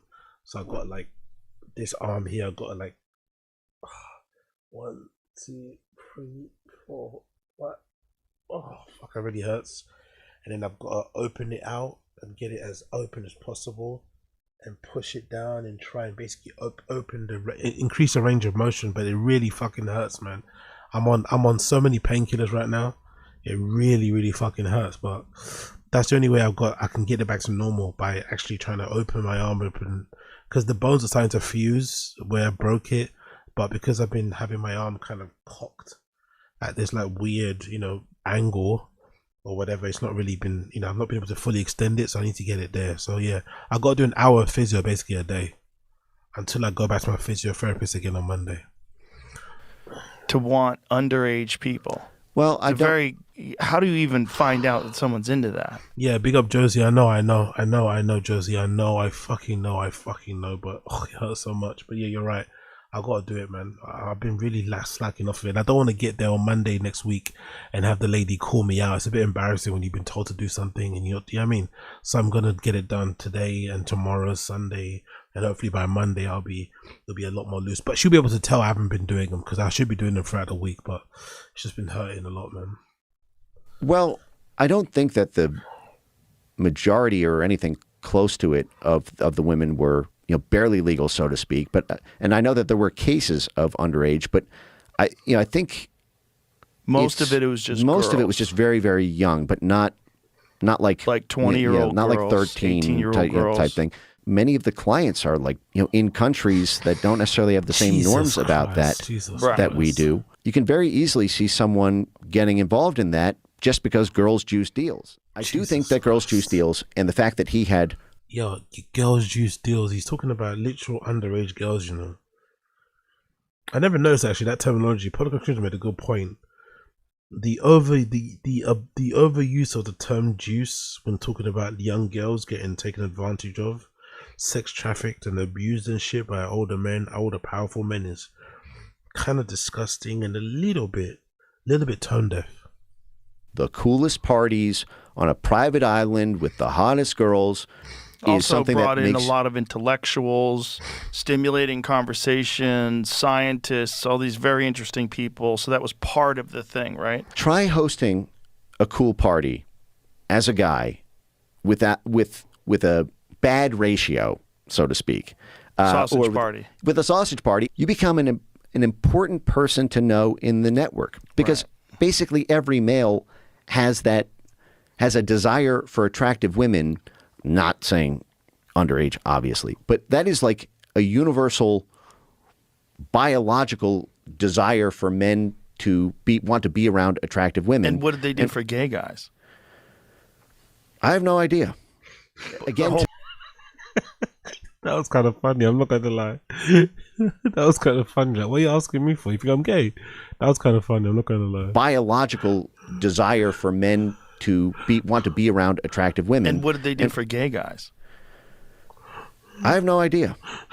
Again, the whole point is he's throwing these very attractive, cool parties to get all these people together. But that's what juices deals. Right. I swear, if this guy says girls juice deals one more time, I'm gonna throw up. It's like he was given a list of approved words to repeat on this episode. And the thing is, I cut this down into shorter clips for you guys. In the full episode, he rambles on and on for ages about these cool parties and using... Yo, big up Booth Apocalypse as well. Nigga, you can't cram physical therapy. I know, but I'm going to have to do something between Saturday and Sunday before I go back on Monday because I haven't been doing my own this week. It's been really painful, so I'm going to have to do something. She's going to see anyway that I haven't been doing. It's going to be really obvious because the range of motion hasn't improved that much. I have to basically get my arm to be the same range of motion as my left arm to be the same range as my right, but at the moment it's not there. The hottest girls as a currency. While I was sitting here editing this video, I stopped and thought to myself, what is he trying to achieve by saying all of this shit? Like, it's such a weird hill to die on. Imagine hosting cool parties with no chicks. Bro, we're talking about a trafficking ring involving children. They're not cool parties, they're fucking crime scenes. Exactly. Trying to normalize this whole thing is such a wild thing to do. And you can tell by how awkwardly he's sitting there spewing out all this bullshit that he doesn't even believe it himself. He looks super nervous and anxious as he recites these talking points. Bro looks like he's being held hostage. It became so obvious the more he went on that he clearly had an agenda. Listen to him explain how it had nothing to do with blackmail, and it was just a way for Epstein to help powerful men get deals done that people had previously turned down. Jesus Christ. Jeffrey Epstein asked them to do it. And Jeffrey Epstein, for the past 3 years of their lives has been the best weekend they've ever had, has made them feel alive again in their, mid-50s or 60s. I'm afraid that if I say no to Jeffrey Epstein on this deal, I'm not going to get an invite to the next party. I'm not going to be able to get laid again with, a girl that women I find attractive. A girl or a child. Or that, yada, yada. And Epstein hooks those up. It's because it's juiced by the girls, the parties, the lifestyle. Or even if they are girls, right? Let's just take him benefit of the doubt. Let's say they're not children. Let's say they're all girls that are of various levels of legal, right? Depending on where you are in Europe, there are various levels of legal, anywhere between 16 to 18 or something. Right? Let's go there. Or let's go even younger, 15 to 18. Even if they are girls who are over 21, the fact that they've been most likely sex trafficked from far-flung places and want to do whatever they have to do with these horrible men, that should be bad enough, no? That should be pretty heinous. You shouldn't be standing for it. You shouldn't be making excuses for the fact that these young girls are getting fucking torn away from their families in whatever country they're from, flown to places like, London and Amsterdam and all that type of places to indulge or to distract men or whatever else it may be when it comes to going up in their bedroom. I don't know. It just seems odd. It's an odd thing for him to try and justify or to make right. It just seems very, very bizarre to me. That Epstein allows you to have access to. But in the public eye, the narrative is underage girls, and this is the thing that makes it so disgusting. When people talk about it, everyone says kids on the island. This is the big conspiracy about it, and this is the reason why people are so outraged about it. My concern with the runaway train on that, it's a massive manhunt for something that it may be true. To me, it's a needle in the haystack. It might be true. Good luck looking for it. When I think about it logically, with the role that Epstein played between BCCI, Iran-Contra, Latin American politics, African politics, Asian politics, major world foundations, it would seem ludicrous to me that Epstein, doesn't mean it's impossible, but logistically, if Epstein ever directly threatened someone proactively and really, really do someone in like that, and word gets around that happens, everything he built goes, the whole Rolodex finds out. And then even if that rumor existed, people aren't going to want to go to the parties because now that's not like an unfettered good time. That is like, oh, he did this to this guy I know. What? Calling it a needle in a haystack tells you everything you need to know about this guy. It's just a bunch of dudes having a good time with young, underage people of age who are barely legal women, just having a good time and helping to juice deals and keep them happy at some cool exotic party. You know, just a bunch of old dudes blowing off some steam. And if there were some kids there, oh well, good luck proving it. It's a needle in a haystack, right? I mean, it's not like we have millions of pages of evidence that proves exactly that. My thing about all this is like, oh wait, this dude was good at helping you cheat on your taxes, whatever. He had something about that. What? Second of all, he probably went, oh wait, nerds want to get laid and they cheat on their wives, no matter how rich and powerful they are. Here's a plane and a island. Yeah, so but what about all the young kids? It sounds like he was he was a pimp to nerds. What about the young kids though? He had a penchant for like 14, 15, and so did some other very famous. Well, there's a lot of emails. Like there's an email saying really enjoyed that the 9-year-old, was it 9-year-old Brazilian? What? Yeah. Yeah. And there's massages on kids and shit. Wait. Yeah. Where'd that They said come in? really enjoyed the young one today. Who said that? Yeah. There's Brian. Can't believe it. Not my Jeffrey Epstein. Brian's like, not my Jeffrey. He would never do that. It's all in the files. There's some 9-year-olds in there. Yeah, there's even younger. Who moved to you guys? Hold on. I'll go to chat after this. Hey, she was 14, guys. Can you get the right? Oh no, this is just one example. Dude, there's just one. so many. Yeah. Brian goes, dude, come on, she was 14. What is your take today? What the is going on? Woody Allen, and now you're defending Epstein? Woody Allen's a very different story. Woody Allen's totally different. It's weird you're dating your stepdaughter. It's still legal. Jesus Christ. It's weird you're dating your dad. It's still legal. That's the argument. Brian, you have daughters yourself, bro. You have children. You have daughters. He has like a teenage daughter. Like, fucking hell, Brian Callen. Let's just pause for a minute and appreciate exactly what's going on here in the latest episode of The Fighter and the Kid. We've got Brian Callen, a 60-year-old washed-up comedian with allegations leveled against him by multiple women going back over 20 years, sitting on a podcast that nobody watches, identifying with Epstein and his buddies. So this is Brian's hot take on the Epstein situation that he has everyone calling him out on. Yeah, maybe there were some kids involved.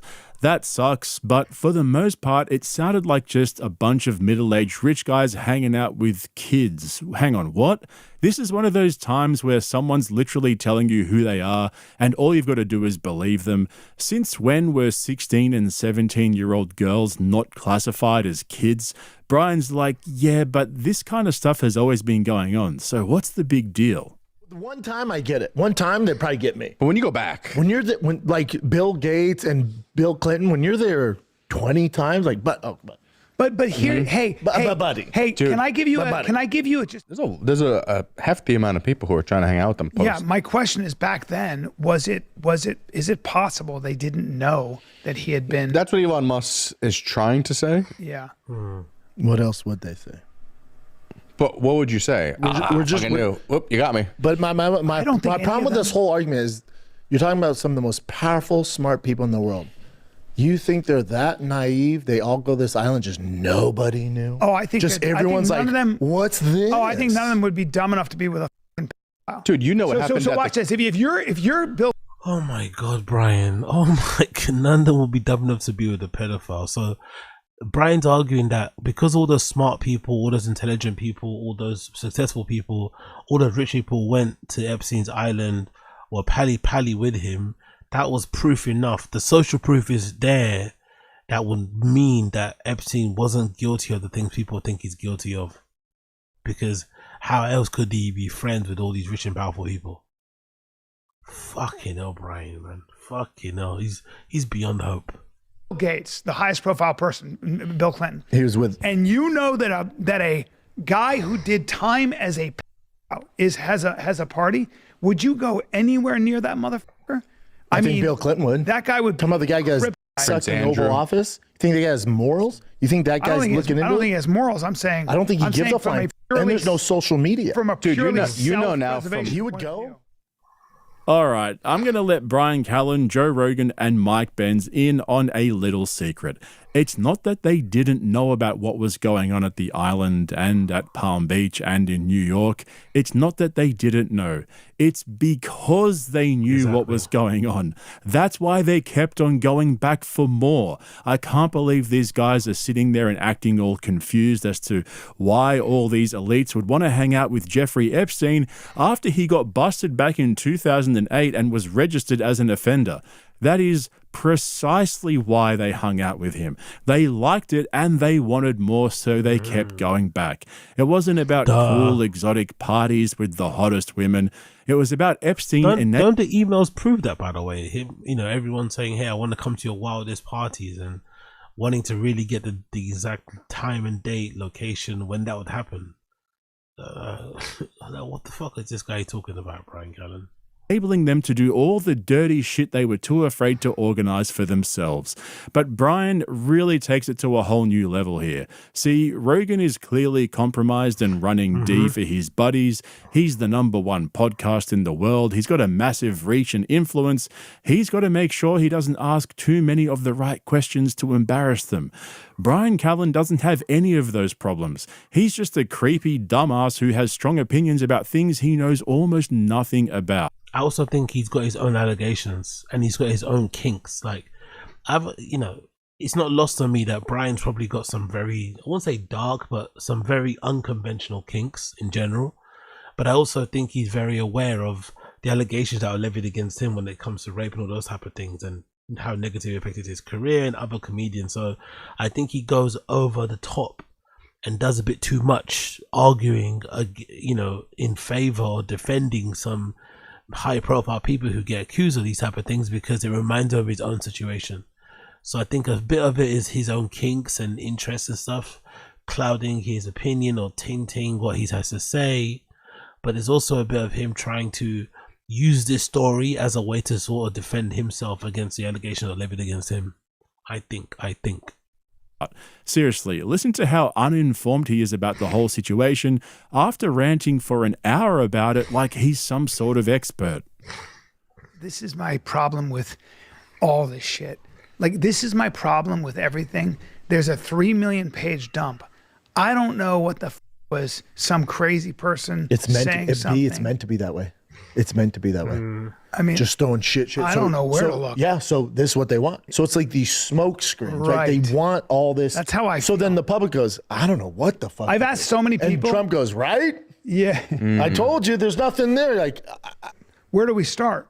Well, Kash Patel with his bug eyes lying under oath saying that there's nothing in there about underage kids is crazy. I don't know what's up with that. Yeah, I don't know. Yeah, but I think all of it's to cause confusion. So then eventually the public goes, all right. There's some people that this is their jam. They will go through it. CoffeeZilla's been doing. It'll come out months later, but they will go through it. What's like the top. He's good. We need to get him on. I want to hear his take. He doesn't want to talk to you. I think CoffeeZilla doesn't want to talk to you. I wouldn't think you would want to talk to him, especially after the whole scam that they did with fucking what's that thing called, Podcast One and shit, right? That whole scam that he kind of uncovered and shit. Plus, most likely, he might be. Imagine if he's working on the video uncovering Brendan's fucking truck giveaway scam as well. That'd be hilarious. On this, what's he saying about it? Well, he had a whole 20-minute long video about all the actual things that are verified. He's great at independent journalism. He's really good. CoffeeZilla lives really close to us. Does he? Want to hit him up? On, San Antonio's close. Yeah. Let's get him on. That guy knows his shit. Yeah, I want to hear what he has to say about this. And my dad, watching Fox News all day, hears nothing about this shit. He just goes YouTube, though. That's how he makes a living. Yeah. He has like 20 million views on this. That pause right there is poetic. 2 days ago, CoffeeZilla posted a 37-minute video detailing some of the worst allegations from the files, which now has 4.5 million views. 5 days ago, he had a 16-minute video that has over 6 million views. And Brian Callen sitting there saying, I'd love to hear what he thinks about all of this. Stupid. We should get him on the show. Why in the fuck would CoffeeZilla go on The Fighter and the Kid, a show that gets 30 to 40,000 views, to go over the same things he just explained in his own videos that have over 10 million views? That is peak delusion right there, and it tells you everything you need to know about how much effort Brian Callen puts into his hot takes. Meanwhile, Brendan Schaub and that other guy, whoever he is, are sitting there trying to explain to Callen that he can just go over and watch CoffeeZilla's videos on YouTube. This is what really frustrates me about this. Guys like Rogan and Callen do zero research and jump on their podcast to offer their views on a situation they know almost nothing about. That's kind of like the modus operandi of most podcasts, isn't it? Being loud and wrong. Being loud and wrong or strong and wrong. And Rogan could have easily gotten CoffeeZilla on JRE this week to go through all the details, but instead we get Mike Benz telling us he hasn't seen any evidence that there were children involved. These guys are openly defending the worst kind of people. They're making it out as if they've got it all figured out, and anyone who's asking questions is being unreasonable and overly skeptical. You know, borderline conspiracy theory territory. And these guys are supposedly the funniest comedians alive. We've got comedians telling us now that Epstein was really just more of the same. Nothing new here. It doesn't affect you anyway, so just carry on. Exactly. The moment So the conversation gets anywhere near their own social class, the billionaires and elites, suddenly everything turns foggy. And it's all just so casual. Rogan is happy to spend 3 hours passionately dissecting cancel culture or some cultural war bullshit, but when it comes to the most documented trafficking scandal in modern history, he simply thinks it's crazy and nuts. Exactly. Fucking exactly. Big up Podcast Cringe. Move on for that one. I want to quickly run through some of these things. I don't have long left. Let's quickly go through Brendan. Brendan's ranting about Dana White. I don't know why in particular. Let me quickly check the timestamps. What's this one about? Dana testifies. Boxers in zoo for Brendan almost fighting Kimber. Bo Nickel. So let's see. What the fuck's he crying about here? Yeah, let's press play. Let's see what he's crying about. Latest episode, Dana White on trial, Connor's value and the truth about UFC pay. Let's see. Okay, cool. Let's right through the city like Yo, this week we back, baby. We're doing 2 shows a week now, Monday, Thursdays. Interesting. 2 shows a week with the Schaub show, plus 2 shows a week with the Fire and the Kid. Looks like money's running low, innit? Looks like money's running low. Daddy's having to fucking get out there and pod and stream as much as possible. Or did they get a new sponsor? And I don't know, but it seems like something has changed behind the scenes. Let's ride, kids. You asked for it. Here we are. It's Thursday, February 5th on this lovely, lovely Austin early afternoon. It's going to be at 70 today. I'll take it. Let's get into it, man. One of the reasons we wanted to do this is a lot of fight news comes out Tuesday through the following Sunday, right? And your boy just giving hot takes every Monday, and I'm late to the action. So we're here to get caught up, current with everything going on. And just since Monday, today's Thursday, there's a ton of stuff. Your boy Dana White, Nick and Chin was. Nick is there. Okay, Nick is definitely worming his way into the T-Fat-K kind of orbit, innit? He's definitely a part of the team anyway, in general. But yeah, he's definitely going to be on Rogan soon, Nick Simmons. On trial? Right? Yeah. Mm-hmm. He had to take the stand. This for the antitrust lawsuit. And they're basically what I know. I don't know if you guys looked in the article I sent, but basically what they're doing is they're trying to access the phone records. Because I guess they're saying, you know, the UFC brass deleted some of the texts and stuff because they did a lot of negotiation through text. And then what also came to fruition in these court documents is Dana admits, and I think people are freaking out more than they should about this, but it is what it is. Dana admits that he doesn't really handle the UFC matchmaking anymore. He leaves it up to Sean Shelby, Mick Maynard, and who's the other homeboy? Hunter Campbell. Okay. Yeah. It's the 3 of them.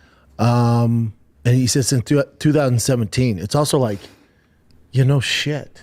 Did you guys, hold on. For those of you out there commenting on Twitter and stuff with this stuff, did you guys think Dana did all the matchmaking? That can't be. Well, he did make it like, you know, I know he's trying to be condescending and be an arsehole about it, but if you're a casual fan, Dana does make it seem like he does all the matchmaking for the cards. He's got that massive billboard or that massive kind of like, you know, that matchmaking little thing that he uses, right, with the names and shit.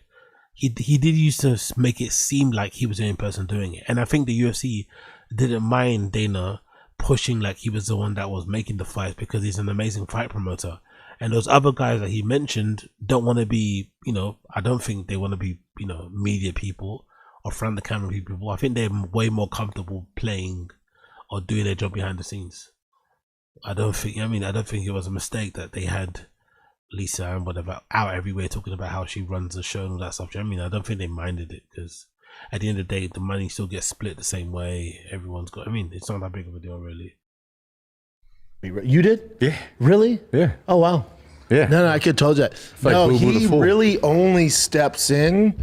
Since 2017, I've known this. He really only steps in for the big boy fights. Yeah, because you used to fight for them too. Like, I don't know why he's trying to dunk on regular fans for not knowing this or like casuals. It's like, again, the UFC or Dana White kind of made it seem like he was the one that was in charge of doing all the matchmaking. Dana White didn't mind people thinking he was doing it, kind of sold it like he was doing it. The UFC didn't mind that Dana was acting like he was doing it. Whoever bought the UFC didn't also mind that. I mean, it was a mutually beneficial deal. But as time has transpired, and obviously Dana's have got more business interests outside the UFC, yes, of course, you would be dumb to believe it now. But back then, yeah, why wouldn't you have believed he was doing all of it? Like, huh? Though, like real, like Connor stuff, he'd negotiate. John Jones, he would step in. But outside the big dogs, nah, man. They don't even, most fighters don't even talk to Dana. They don't deal with him in any capacity. He's kind of the face, and he's about getting the UFC to the next level. Like, he was obviously super important for the Paramount deal. Like, he's meeting with the executives. Like, he's the guy. That's what he does. So that's why I think when people are like, God, he's just reading the matchups. Like, yeah, he's just finding out too because he didn't make them. So he's almost like a figurehead for the whole company. Oh. Yep. Oh. Like, remember, like WWE, like Vince McMahon was the face of it, but then Triple H was like running it. Like, everyone would say, yeah, Triple H is like the guy you go to, but Vince McMahon is the face of it. That's Dana now. I've known this for a hot second. I didn't know this was news. When I saw people like, oh, Dana doesn't run the UFC anymore, it's like, yeah, dude. Yeah, they sold a hot. All right, you made the point 7 times. Like, move on, bro. Fuck, you know, he's on the fucking loop right now with his point, innit? We get it. You knew. We didn't know. Congratulations. Second ago. Do you think this is pre-WWF buying it or WWE buying it? Since 2017, so yeah. Yeah, he's starting to step back. He did it for so long. And that's where all the headaches. I mean, that's the majority of the headaches he deals with. Like negotiating fighters, going back and forth. Yeah, man. Look, I did this for over 20 years. I don't want to do it anymore. Very shortly after 2017, I stopped. Since Hunter Campbell came in, I don't really do it anymore. Yeah. And I'm curious what they're trying to find out in these texts. Like, I guess what makes it a little weird too is that they deleted them.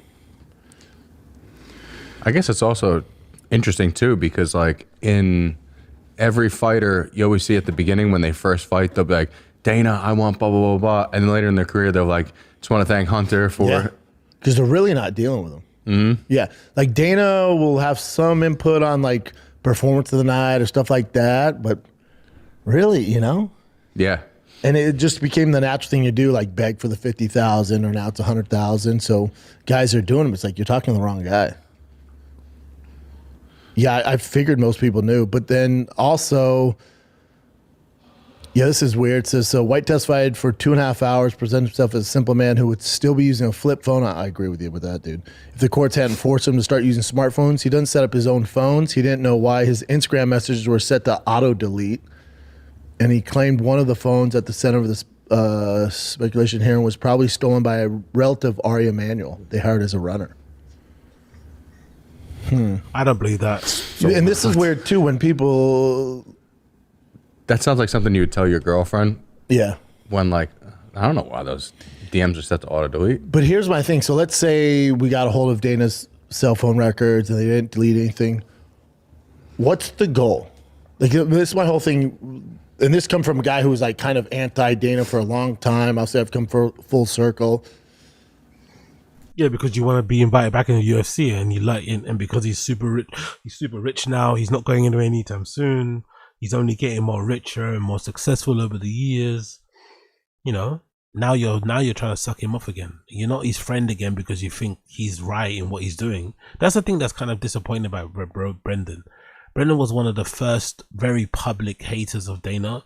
Called him out, called out the UFC for fighter pay, the fucking Reebok deal, rightfully so. He had every reason to, like, you know, call them out for essentially, you know, affecting his earning ability. I think they maybe cut his basically earnings by maybe half or if not more, especially because he had this ongoing tete-a-tete with fucking Dana. He didn't really buckle. If anything, he just retired and said, I'm not doing this. And then went on to do obviously podcasting and stand-up and shit, and you know, that kind of worked out for him and shit for the short period of time. But come on, bro, come on. Like, let's not act like, you know, you like Dana because you've decided that he's right now. You like Dana now because you decided you can't win the battle. So let me just like try and be his friend and do this whole fake fucking thing. But he's not gonna have it, you know. He's also not gonna have it. He looks like a kind of guy that holds a grudge until the end of the earth. So I don't think there's ever a scenario where Dana and Brendan are okay. But Brendan's always gonna try and glaze Dana, hoping that he sees the clip and slides into his DMs or something. So what's the goal with all this? Like, you guys want to do this discovery and get his cell phone records and the emails and it. So what's the point of all this? To what? Do you want to? Is the end goal to take Dana out of the UFC? Like, you want to cancel Dana out of the UFC? Do you think that this is possibly something that they almost have to do? Like, you know, Facebook did the antitrust things, and it's just like nothing ever actually gets done with it, but they're just kind of just like it's almost like a mandatory thing because like UFC is getting bigger and bigger. Like they got taken over by WWE, whatever that company is. $1 billion business. $1 billion business. They're acquiring all these other huge MMA. For years, they've been acquiring everything. And then on top of that, you have the Netflix deals and stuff like that. So, and then they had the Paramount deal. Yeah. So they're probably, since they're working with some big boys now, I wonder, because once you're dealing with the big boys like Paramount and stuff like that, yeah, you're a full getting $1 billion deals. If this is kind of just like part of the process. Yeah, you might be right. That's a good point. And also, but isn't this whole case like? Does he not understand what the case is about? Like, am I not mistaken? Isn't the whole case kind of like predicated on the fact that some former fighters, current fighters are not happy about the way that they were paid over the years? You know, isn't that part of the reason? Like, about some of the skullduggery and on some of the, you know, you know, behind closed doors, business deals, lack thereof, things that they were doing in secret, you know, whatever. Like, fighters are not happy and they're calling this out and they're trying to, you know, essentially make whoever was responsible give evidence, put everything out in public or put everything out in the open, and then hope that could maybe lead to a favorable decision or outcome for them when it comes to the judge making the decision in the end, you know, or whatever, the jury, I don't know, whatever, you know what I mean. I think that's the main point, isn't it? Like, unless you don't, I guess, or maybe he just generally just doesn't understand what the lawsuit is about. And he's trying to figure out in real time. I don't know, but it seems like an odd one to kind of have a really strong opinion about, but you have no idea what the lawsuit is about either. But my whole thing, like, people are like, yeah, Dana, where's the things? It's like, I've never understood that. Like, so let's say they discovered some horrible stuff, like Dana being mean to a fighter, saying you ain't shit, and which he has, he said to me. You know, that's how it goes. It's part of the business. But so let's say all that came out in discovery, and he talked shit to your favorite fighter. I'm just curious. You guys just want to know, and then what are you gonna do with it? Or do you want to see the UFC go under? Then what are you gonna? Then what the fuck are you gonna talk about? Y'all should be grateful that the UFC is thriving. So continue to let the people in charge of the UFC treat the fighters like shit, underpay them, undervalue them, disrespect them, because they provide you with entertainment. They provide you with something to watch to distract you from your banality of your everyday life, or in Brendan's case, distract you from the banality of your family and shit. Like, that's what we want. That's the world we want to live in. Okay, whatever you say, buddy. And gives you the best fight promotion on the planet. Like anybody who's like, listen, I get the haters and the naysayers on the UFC. I get all that. But if you sit back and think about it, let's say the UFC went under. For whatever reason, they found something horrible. Something horrible. Dana treated this kid so bad and they got to get rid of it, and the UFC starts declining. What are you going to do, dude? So we should keep the UFC around because it's really entertaining.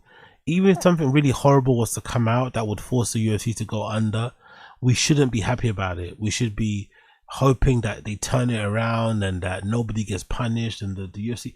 What the fuck are you talking about? What the hell was this guy talking about? The UFC's so fun, we can't let it go. We just can't let it go. It's like, what about if everyone on there is a fucking PDF? You can't let that go either. Like, huh? Or let me go as far as PDF. Let me just say, whatever he's been accused of, he's been accused of. Like, come on, man. God damn it, this guy. They probably forced him to step down, right? Yeah. And it doesn't, without him, it's not good. It's not good. It's not kind of like the whole WWE thing where Vince had to step down. I think the UFC would be perfectly fine about Dana White. I think the influence of Dana White or whatever his guiding light has kind of been overstated as well. I think the UFC would be perfectly fine without Dana White. Perfectly fine. Same way I think they'd be perfectly fine about fucking Joe Rogan, Perfectly fine about these guys. And the product completely changed. I'm not as big of a WWE guy anymore, but people complain about like they wish Vince was still in charge. Yeah, you need that kind of outlaw mercenary to dispatch in combat sports to make it what it is. Now, does Dana have the same passion and fire? No, he made it. He's at the top of the hill. He's doing what he wants to do, and I get it. I don't blame him. There's also really nowhere else to go for them. Now it's just kind of, man, we got to do a better job building American stars. We got to do a better job not watering down the cards. It's kind of that. But the alternative is what? You want the UFC to go belly up? Yeah. Then what the fuck are all you YouTubers and podcasts going to talk about? What are you going to do? You think PFL is going to thrive? It's only circus in town for a reason. Such a weird defense. Because it pays you well, because it allowed you to make content, you shouldn't be rooting for its demise if they do something crazy or illegal. You should still be trying to make excuses and cover up for the fact that what happened to you. Like, huh? What are you talking about? Like, what are you talking about? Jesus Christ, what an absolute weirdo this guy is. And it's not because not even a weirdo, it's just a really odd framing of an argument, really. I guess it's just, again, more of an attempt that you hope to get clipped and then it goes out to Instagram and somehow he sees it or something. I guess that's what he wanted. Dana's a bad promoter. And like people giving Max Kellerman shit because said Dana's the greatest promoter of all time. He's right. Has he made mistakes? Yes. Can he pay the fighters more? Probably. I don't know. Because all these other leagues that have ever done, we're doing 50-50 or 60-40. None of them exist. Yeah, so clearly they've figured out some sort of model that fucking works. The model is pay the fighters as little as possible, even the ones at the top. That's the model. It's not that complicated. The model is pay the fighters as little as you can afford to pay them. And then that's, essentially what it is. Like, come on, man. That's essentially what it is. There's nothing more complicated than that. They're the only fight promotion ever to make a profit. Yeah, all these other companies that said that they were going to pay their fighters well, you'll always see they're at a certain point they're like, oh, well, they're trying to ask Saudis for money now, and they're trying to never works out. No, always goes belly up. Always. Always. So it might just be part of the fight business, and it's also. Listen, I was part of the fighters union, and I tried getting that thing together, and they had the biggest hitters involved. You're talking about the guys that formed the MLB union, the Players Association, which it's 50-50. You're talking about the biggest lawyers, the biggest dogs got involved, and even they went, oh no. Because the fighters don't want it. So if the fighters don't want it, like the big dogs, like the guys that could make changes, they're like, we're good. So if they're not going to do it, then it shouldn't be on journalists or people like me or Rogan or people in the space to figure it out for. Rogan's never going to do that, by the way. Rogan never argues for fighter pay in the UFC. He always makes an effort to change the subject or not talk about it at all. He never approaches that subject. But just think if that happened in comedy, he would never be happy about it. He wouldn't shut up about it, to be honest. If there was a prominent comedy club in the US, maybe regarded as a _1 that wasn't accurately or properly paying or compensating his comedians, he would never have it. The fact that he just sits there and watches when, you know, fighters who've been fighting since they were 2 getting their face mushed in and shit, and getting their whole lives changed and rearranged there and not say a word is fucking impressive. But hey, let's continue. The only ones that can ever make the change is the fighters. They would all have to go on strike and say, you just did the Paramount deal? Cool. All of us are not fighting till we negotiate a better deal. They won't do it? Yeah. It will never happen. That is a fascinating thing though, isn't it, by the way? Just as an observation. The scariest men and women in the world, the ones who could literally, you know, one against whoever's in this room and kill everybody in there and shit, right? It's actually interesting how those very same people who are, you know, have violence in their bones, their DNA, are also very passive and cordial, respectful when they're inferiors, you know, especially with other people. But then when it comes to defending themselves and trying to speak for themselves and stand up for themselves and demand more, when it comes to money and stuff, they're not very good at it. They're not very quick to do it. They always make excuses. You know, they're kind of pussy in that respect. It's really odd, isn't it? Most dangerous men and women in the world who are the complete opposite of being pussies are pussies when the topic of like fire pay comes up. Strange. Well, I do That's think the easiest way to get it done. If all of them were just in sync and we're like, hey, there's a text thread, whatever, 500 fighters, the whole text thread, nobody is fighting till we get this done. Baseball does it. They have the lockout. The NFL guys that do it, and they will sit out of camp. You'll never hear of a fighter doing it, ever. Does it have to be all the fighters? It has to be all. Well, it has. You could just take the top 50, because really those are the moneymakers for the UFC. The rest, they're hoping they work out and they have long careers and they build them up at stars. If you just take just 50, shit, you could do just 30. If just the top 30, here's the problem though, Chin. The top 30 are paid pretty well. I know. I'm saying if you're in that top 30, I don't think you'd want to do it either though.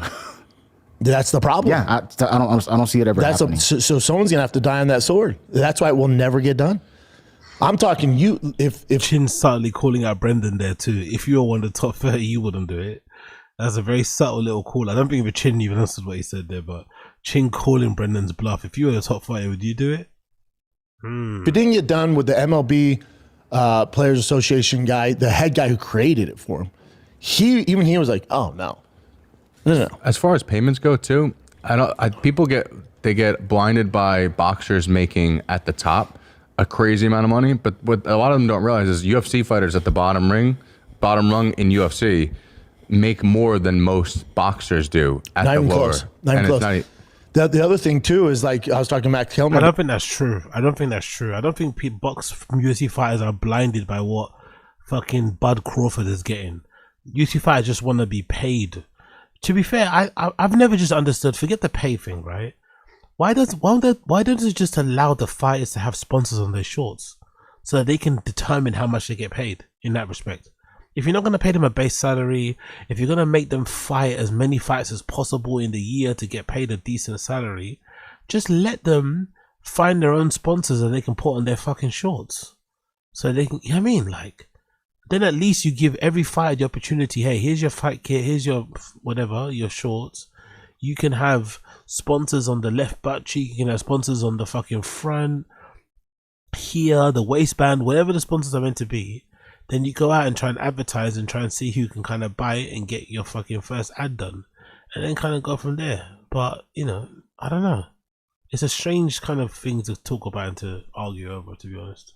About this, so like the Canelos, the Jake Pauls, the Anthony Joshuas, the Tyson Furies, when you see these crazy numbers, 80, 90, $100 million, they're making that. That's not a viable long-term plan.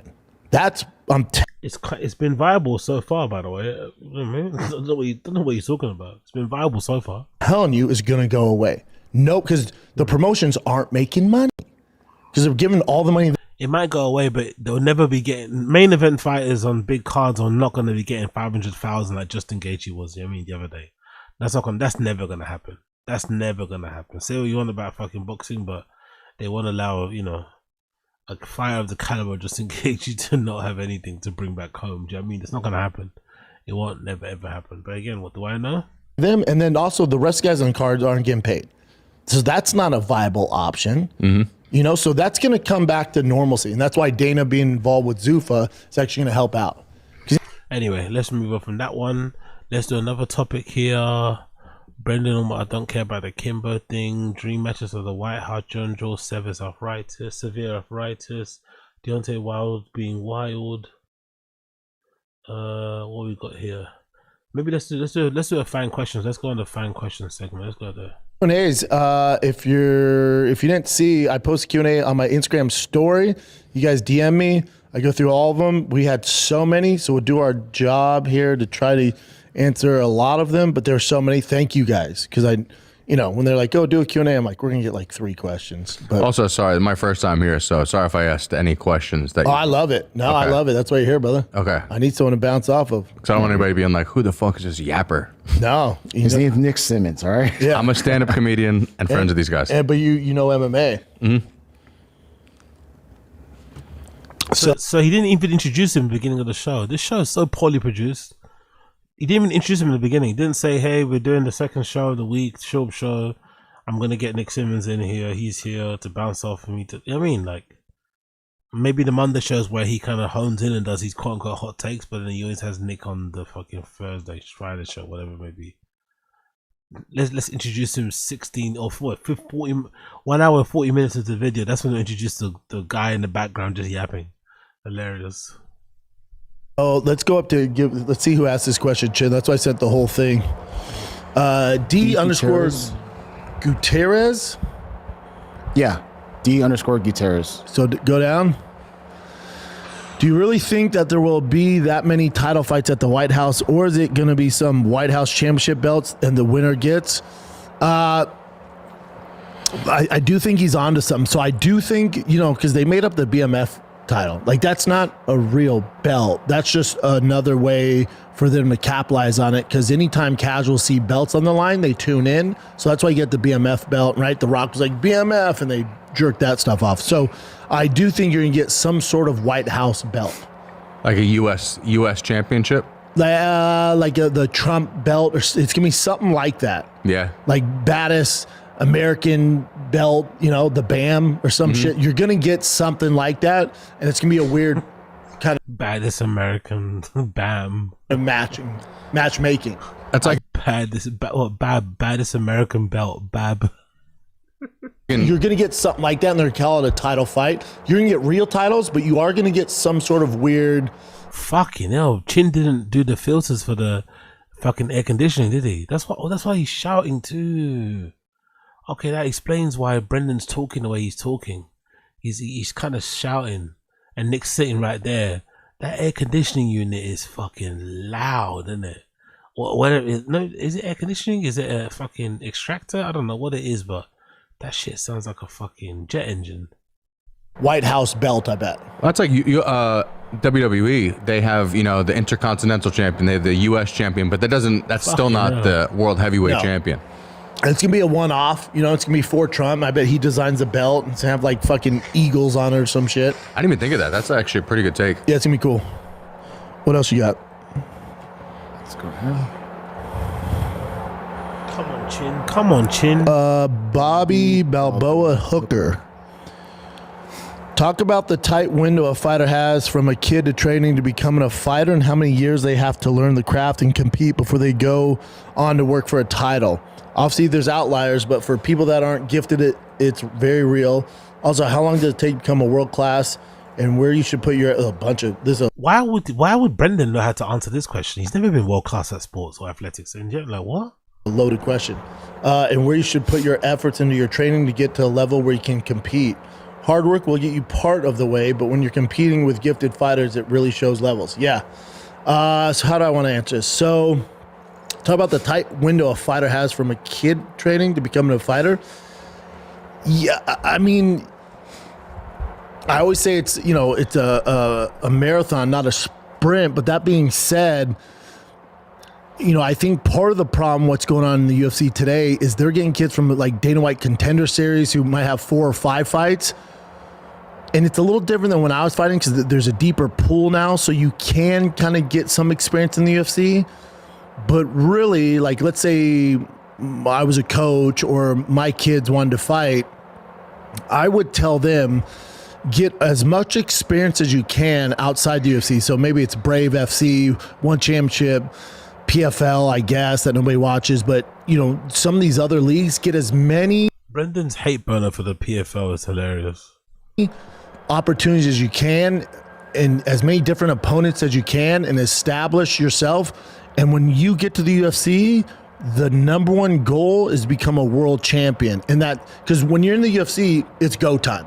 It's not a league, and maybe I'm biased because that's what happened to me, but it's not a league or it's not an organization where you want to gain experience. Because when you sign to the UFC, you have such a short, to your point, you have such a short window to make a ton of money and get as famous as possible. And the only way to do that is fighting the very best in the world.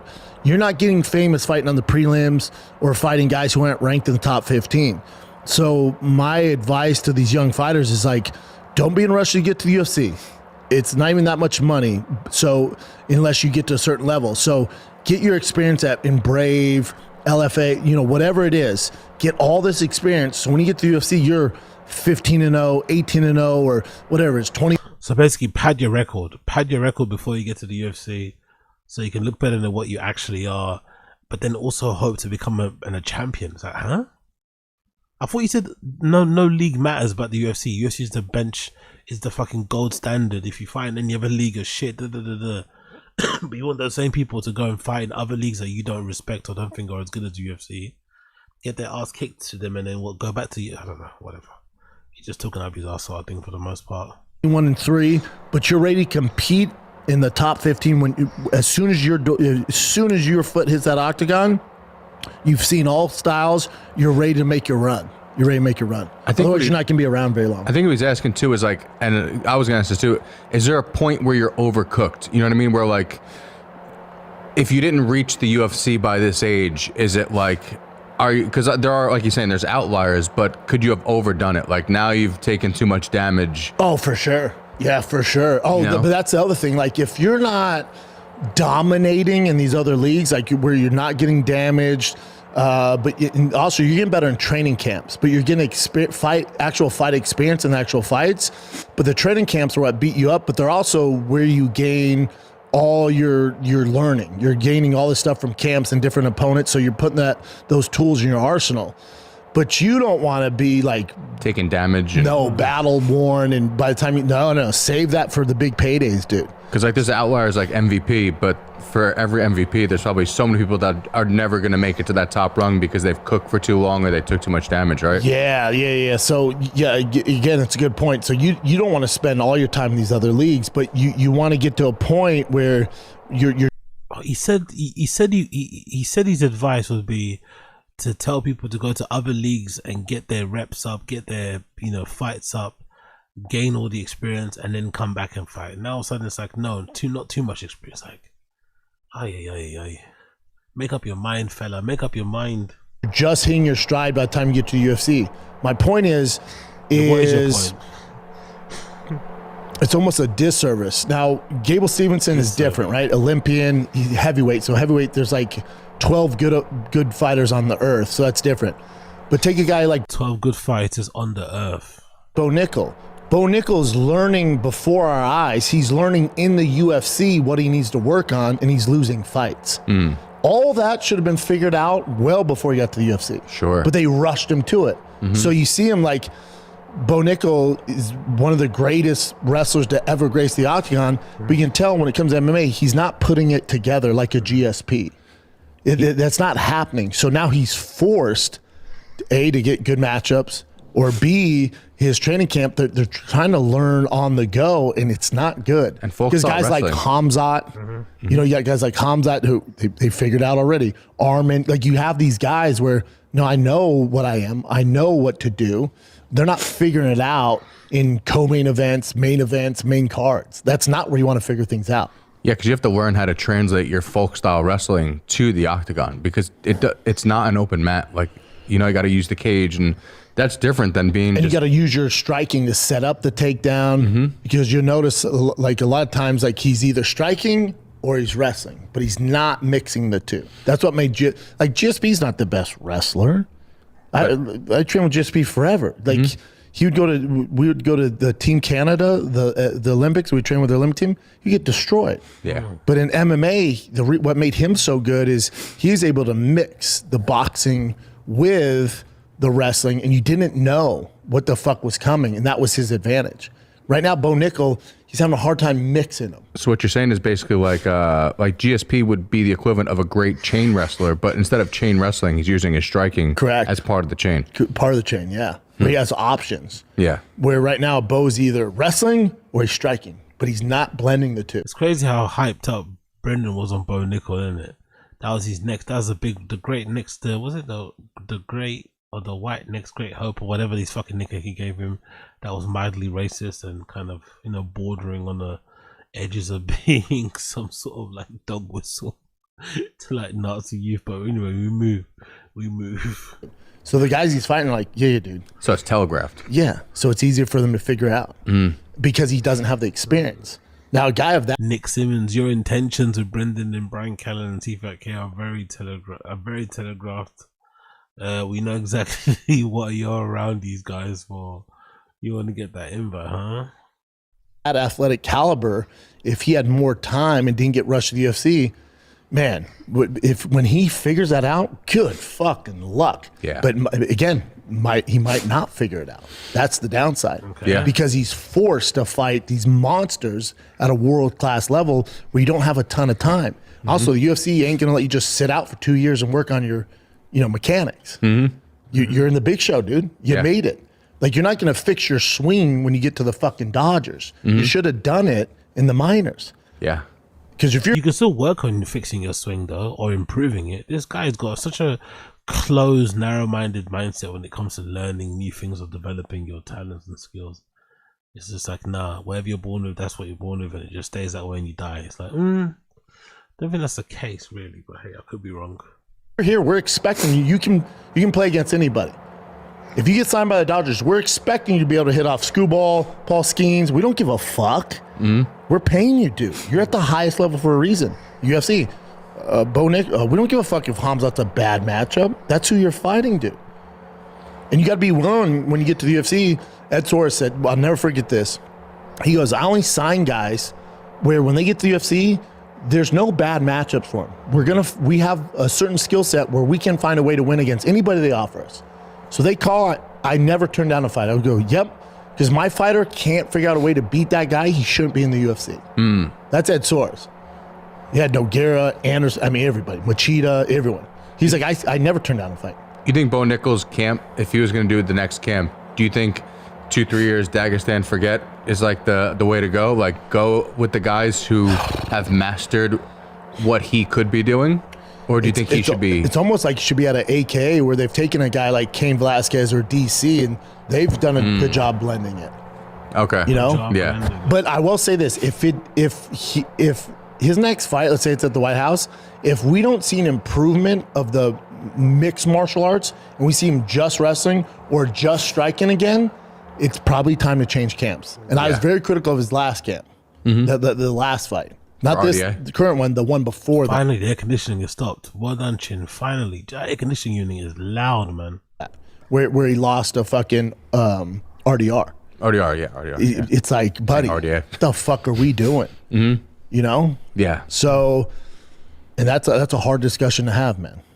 That's why, my opinion, if he actually went with like the Dagestani style, because they've perfected grappling And it's like lean into what you're great at, and because he's a better wrestler than everybody Everyone, in the UFC, including Hamza. And they've figured out a way to translate that into the UFC. That's why I feel like that would be great for him. And this is my thing. There's not enough hours in the day, especially now he's in the UFC. There's not enough hours in the day to get even a competent level of striking for Bo Nickel. I'm telling you guys, there's not enough hours in the day for him to go toe to toe. It's not about going toe to toe. It's about improving. Again, why is he so limited and why is he so fucking pessimistic with this sort of stuff? Nobody's saying he's gonna go in there. Nobody's saying that fucking Bo Nickel with some training will end up having fucking Michael Venom Page level striking. Nobody's expecting that. Nobody's expecting that whatsoever. What everyone's saying is that he needs to give himself better covers, better screens, in order to check away certain things, you know? Come on, man. That's what people are asking. It's not that difficult. Just, you know what I mean? It really isn't that difficult. And no, not difficult. It really isn't that hard to understand. I think it was also doing a great service of being able to, okay, I've got these different strings in my bow. I can do X, I can do D. Not a bad thing, man. Really is not a bad thing. But hey, what do I know? What do I know? With an actual striker in the UFC. That's not real. What is real is he goes, fuck striking. I'm just going to do enough where I don't look ridiculous out here, but I'm going to enforce my will like a Khabib, where if it goes to the fucking mat, which it will, this is over. Whether you're a black belt in jiu-jitsu, a black belt in judo, whether you're a fucking world-class kickboxer, world-class boxer, I don't care. If I get you down, I'm going to break you. It's like O'Malley. Why even entertain? Why are we even hitting fucking mitts every day? That's my point. Just fucking wrestle and break people, dude. But like again, O'Malley he's having a problem of getting out of that freestyle wrestling stance. And I don't know. I think Bo Nickel should improve his striking and should think about, because the striking will set up the takedowns, isn't it? He should have an ability to hit people and to strike them and to be competent enough on his feet so that he sets them up for whatever's going to happen on the ground. I don't think that's a bad thing, but again, I could be mistaken. Figuring it out, not to get hit. Yeah. That's his issue. Yeah. But if he does figure it out, everybody's fucked. Yeah. That's like O'Malley started, like, people are like, oh, he has to work on his wrestling. It's like, not enough hours. I started wrestling at 8 years old, and everyone who's in the UFC probably that's a good wrestler started earlier than that. You're never going to compete with their level of wrestling. You could work on your takedown defense. That's really it. That's it. There's nothing we can do. You got to enforce the tools you have and make it undeniable, where you can at least get them to play your game for a fraction of the round. Yeah. But outside that, we can only do what we got. So essentially, if you're a striker and you get matched up with a grappler, you might as well just like roll over and die then, innit? Or you might as well just roll over into your front and let them take it back and just finish the fucking round, or finish the fight in general, I guess. Because what's the point? You know what? I think we might stop it there for now. I think so. I might stop it there for now. But I want to do one more clip though. I think there's a clip there towards the end I need to watch. What is it here? Is it here? 140 something, isn't it, right? Let's go here. From Paramount, I'm an entrepreneur. I gotta hustle and do clicks and stuff and this and this and this and this sponsor and this. Where those guys don't have to worry about that. Their life is much more simpler than mine. In order for me to live the life that I want my kids to have, I have to grind 7 days. I have no day. I have to grind, man. I love it. Don't get me wrong. I love it.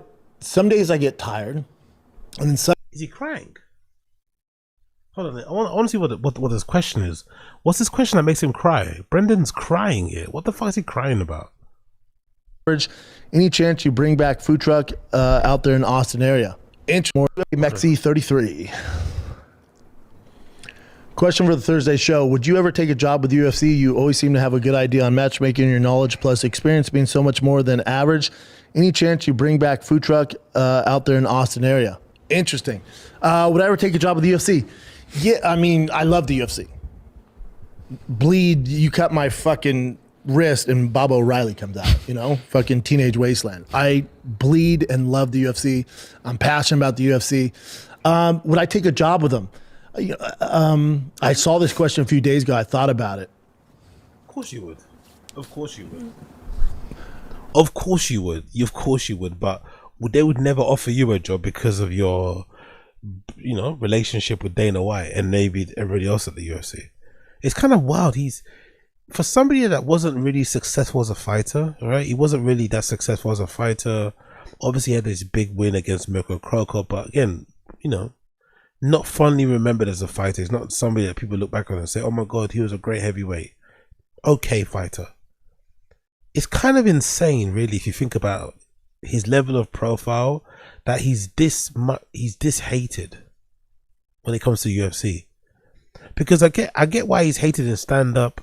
I get why he's hating in fucking podcasting. I get that, right? I cover some of this stuff. I get why people do not like Brendan Schaub, the comedian, or the former comedian. Don't like Brendan Schaub, the former the former close friend of Rogan's, comedy scene adjacent person, whatever. There's version of him you can see why people dislike.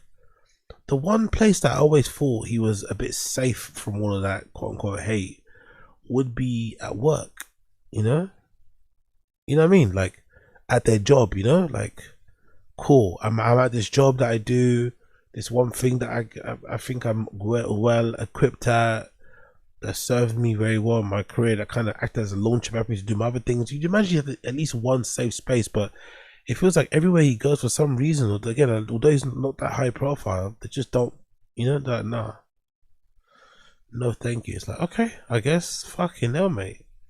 Wonder what he's done in the background to make people not like him so much. But he definitely would work in the UFC if Dana would allow him to.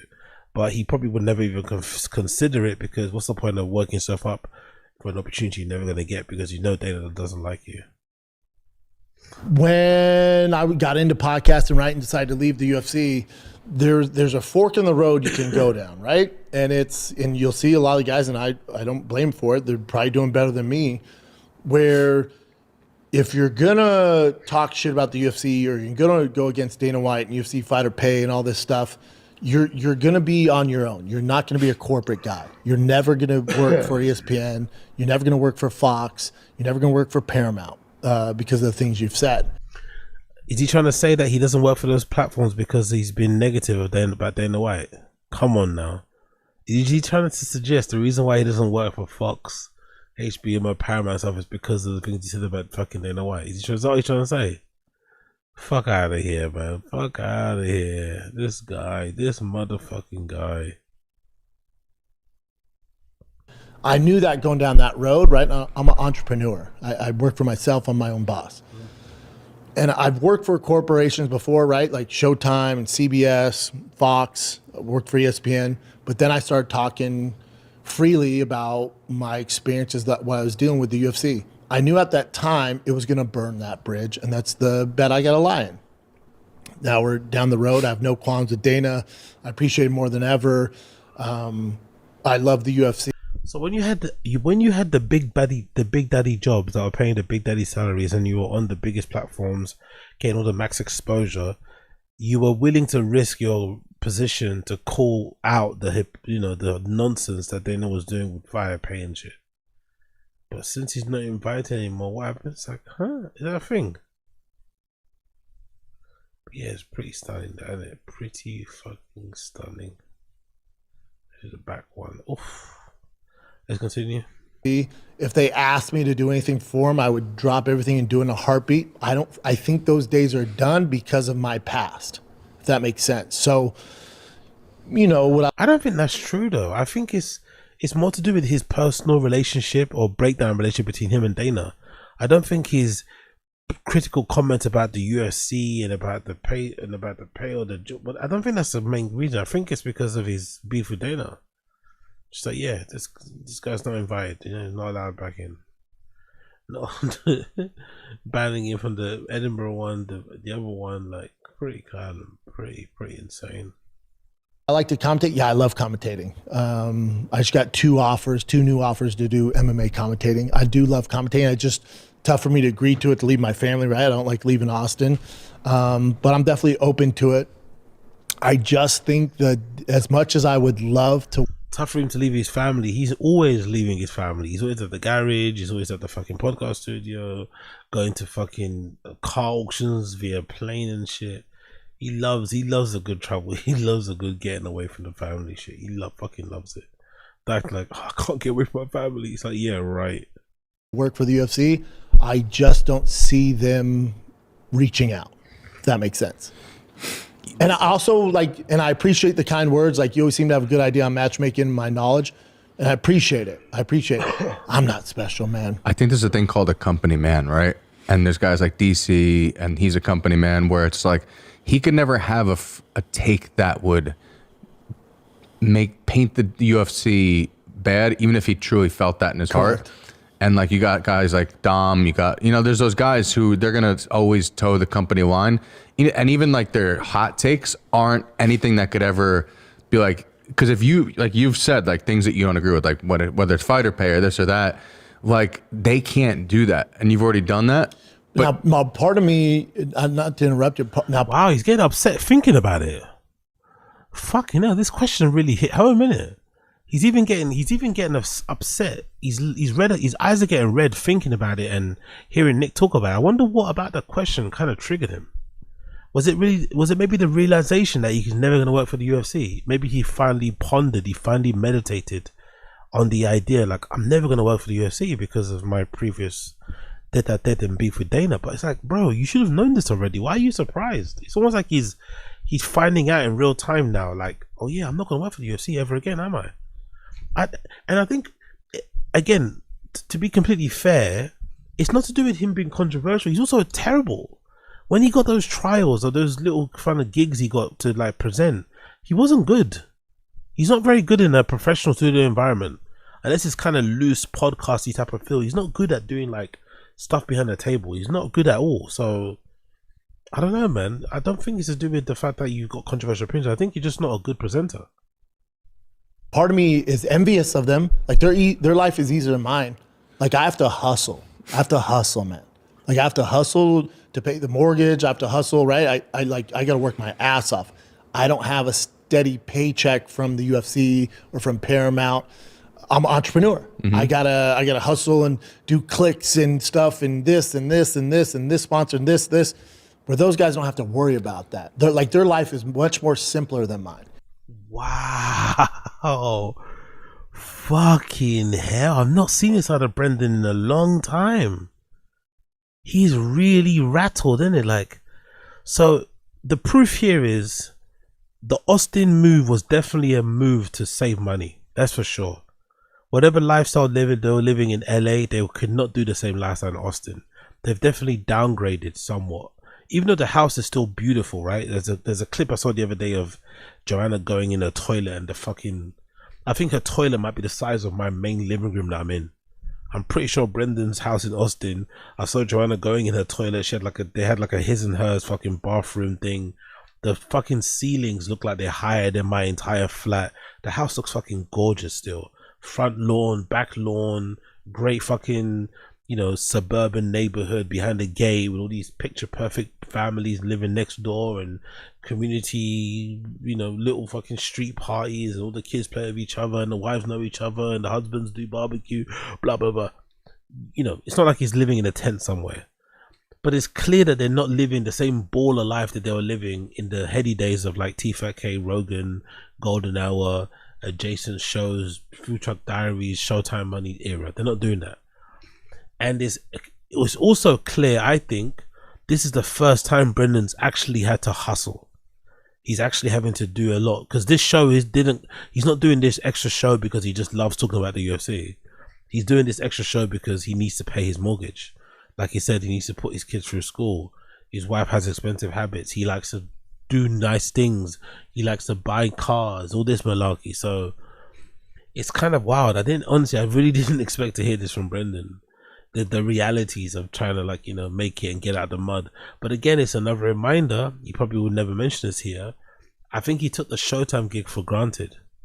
Because I remember there was a time where he was getting annoyed that Showtime were trying to I won't say force, but trying to make him listen to constructive criticism or to whatever review when it came to his show, and trying to get him to do different things, and he wouldn't do it. So I think for the longest, I don't know why, but I think for the longest time, he definitely took the Showtime check for granted. Now that check's gone. Now that regular Showtime check is gone, he's now starting to feel it a little bit more, you know? Starting to feel the fact that, oh shit, this stuff doesn't go as far as it would go, you know? But yeah, surprised, man. He seems really fucking scared about the future. Nervous. That's why maybe he's starting to cry and shit. In order for me to live the life that I want my kids to have, I have to grind 7 days. I have no day. I have to grind, man. Mm-hmm. I love. Also, you're not grinding really, are you? Chin does most of the work. He needs to chill out as well a little bit with this idea that he's this most hardworking man in podcasting. Chin does most of the work. Like Chin's, you know, pressing fucking record, clipping this, clipping that, adding the title, thumbnails. You know what I mean? Podcast description, the whole thing. He's doing everything. Or he's doing the bulk of the heavy lifting. All Brendan has to do is sit in front of the microphone and, you know, kind of copy paste his whatever opinion on the club and the match coming up and all that fucking malarkey. Yeah, it's not really that difficult. But yeah, let's continue. Love it. Don't get me wrong. I love it. Some days I get tired, and then some days I'm like, man, if I would have just shut my fucking trap. But who knows? Am I better than Dom or Michael Bisping? No. Exactly. So who also, like, I made this path for myself. Mm-hmm. You know, I was the first professional athlete to ever have a podcast. Like, that's cool, man. Mm-hmm. You know, is that true? First professional athlete to ever, is that actually true? The first professional athlete, I don't think that doesn't sound true, to be fair. I was the first professional athlete to ever have a podcast. Is that true? I'm not too sure if that's true. I'm not too sure if that's true. I think it might be a lie. Not a lie, but you know, maybe misremembering things. Let's just say that. Yeah. And Fighting Kid at the time, you know, we did the UFC Expo. We're the first live podcast associated with the UFC. Oh, that's cool. Yeah. So it's give or take, you know, because the reason I'm sure, especially the old heads, a lot of reason you guys have been a fan of mine or you're with me for this long is because, you know, I'm a wild boy and I shoot from the hip and I have these hot takes, right? Mm-hmm. That comes with a price. And the price was the UFC doesn't fuck with me. Yeah. You know? And it sucks. Because I love them. You know, it's like the difference between a clean comedian and like a clean company comedian and a dirty comedian. Yeah, you could be yourself, or you could be the guy who gets all the corporate gigs, and those guys make a ton of money. Even if they're not famous, they're millionaires. Yeah. You know, like I also think it's unfair to say that everybody that's got everyone that's in the good graces of the UFC is some sort of corporate shill or something. You know, just might be because, you know, they just didn't like the color of your fucking tie or whatever, cut of your jib. I don't know. I find it strange how that always seems to be the, you know, the defense and shit. Easier life. It's easier life, but they never get to fully express themselves. Because I know, you know, these comics off stage, and they're the biggest dirtbags sometimes of them all. Yeah, dirtballs. But and I would never say their names, but like some of them are multimillionaires because they decided this is the smart route. But they'll never be able to fully express themselves. Yeah, and think about it, I've worked for basically every promotion but the UFC. I've worked for Bellator. I've worked for One Championship. I've worked for Game Bread. I've worked for Bare Knuckle. All of them, Bubba. Mm-hmm. All of them. And you've been unapologetically yourself the whole time. Yeah, I guess that's cool, but it's exhausting. Sure, yeah. But it's the bet it's the bet I made. Mm-hmm. It's the bet I made, and I don't know. But again, let's say I didn't do that. You know, I'm not as good as Bisping and Paul Felder and those guys. I'm different. You know, I don't know if there's a place for me. I'm so close with a lot of the UFC people. Nick Maynard's my boy. Sean Shelby's my boy. Reed Harris, like a lot of the employees, like Nina. I'm cool with all of them. Yeah. You know, Dana's like an elephant. I love the guy. I don't really talk shit about him. If I have an issue, I'll say it on the show, but I usually defend him, you know? I do think there's a need for both sides, though, because, like, guys... He's like an elephant, or he means the elephant in the room is Dana. It's like, brother, you'll never just let it go, man. Let it go. Let it fucking go, man. I'm just remembering the stuff they said about each other with the whole Dana, with the whole, what's his name called, Ronda Rousey thing. The whole world finally got that Ronda Rousey fucks fucking Brendan, that making him and fucking what? Fucking Rocky, what? Fucking whatever they are at the moment. But yeah, I'm gonna leave it there for now. I'm gonna leave it there. Weird, isn't it? Might have to come back to this tomorrow. I'm super shocked to hear this. I'm not gonna lie, man. He sounds like he's going through it, innit? Like, don't get me wrong, I don't think he works that hard, but he clearly thinks he's working really hard to get the minimal amount of food he's getting. Like, what the fuck? So whatever. Then comes the whatchamacallit.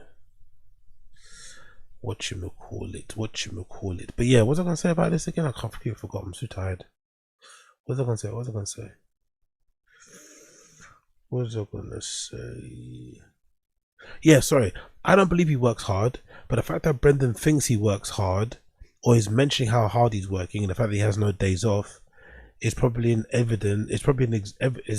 example of just how hard he actually is working compared to how he used to work before. Because before he would walking super late for the fucking Schaub show, smoking a cigarette, drinking his fucking coffee, getting his Diet Pepsi on, and then when he's leisurely there and ready to roll, he'll start rolling 9:30 45 minutes esque.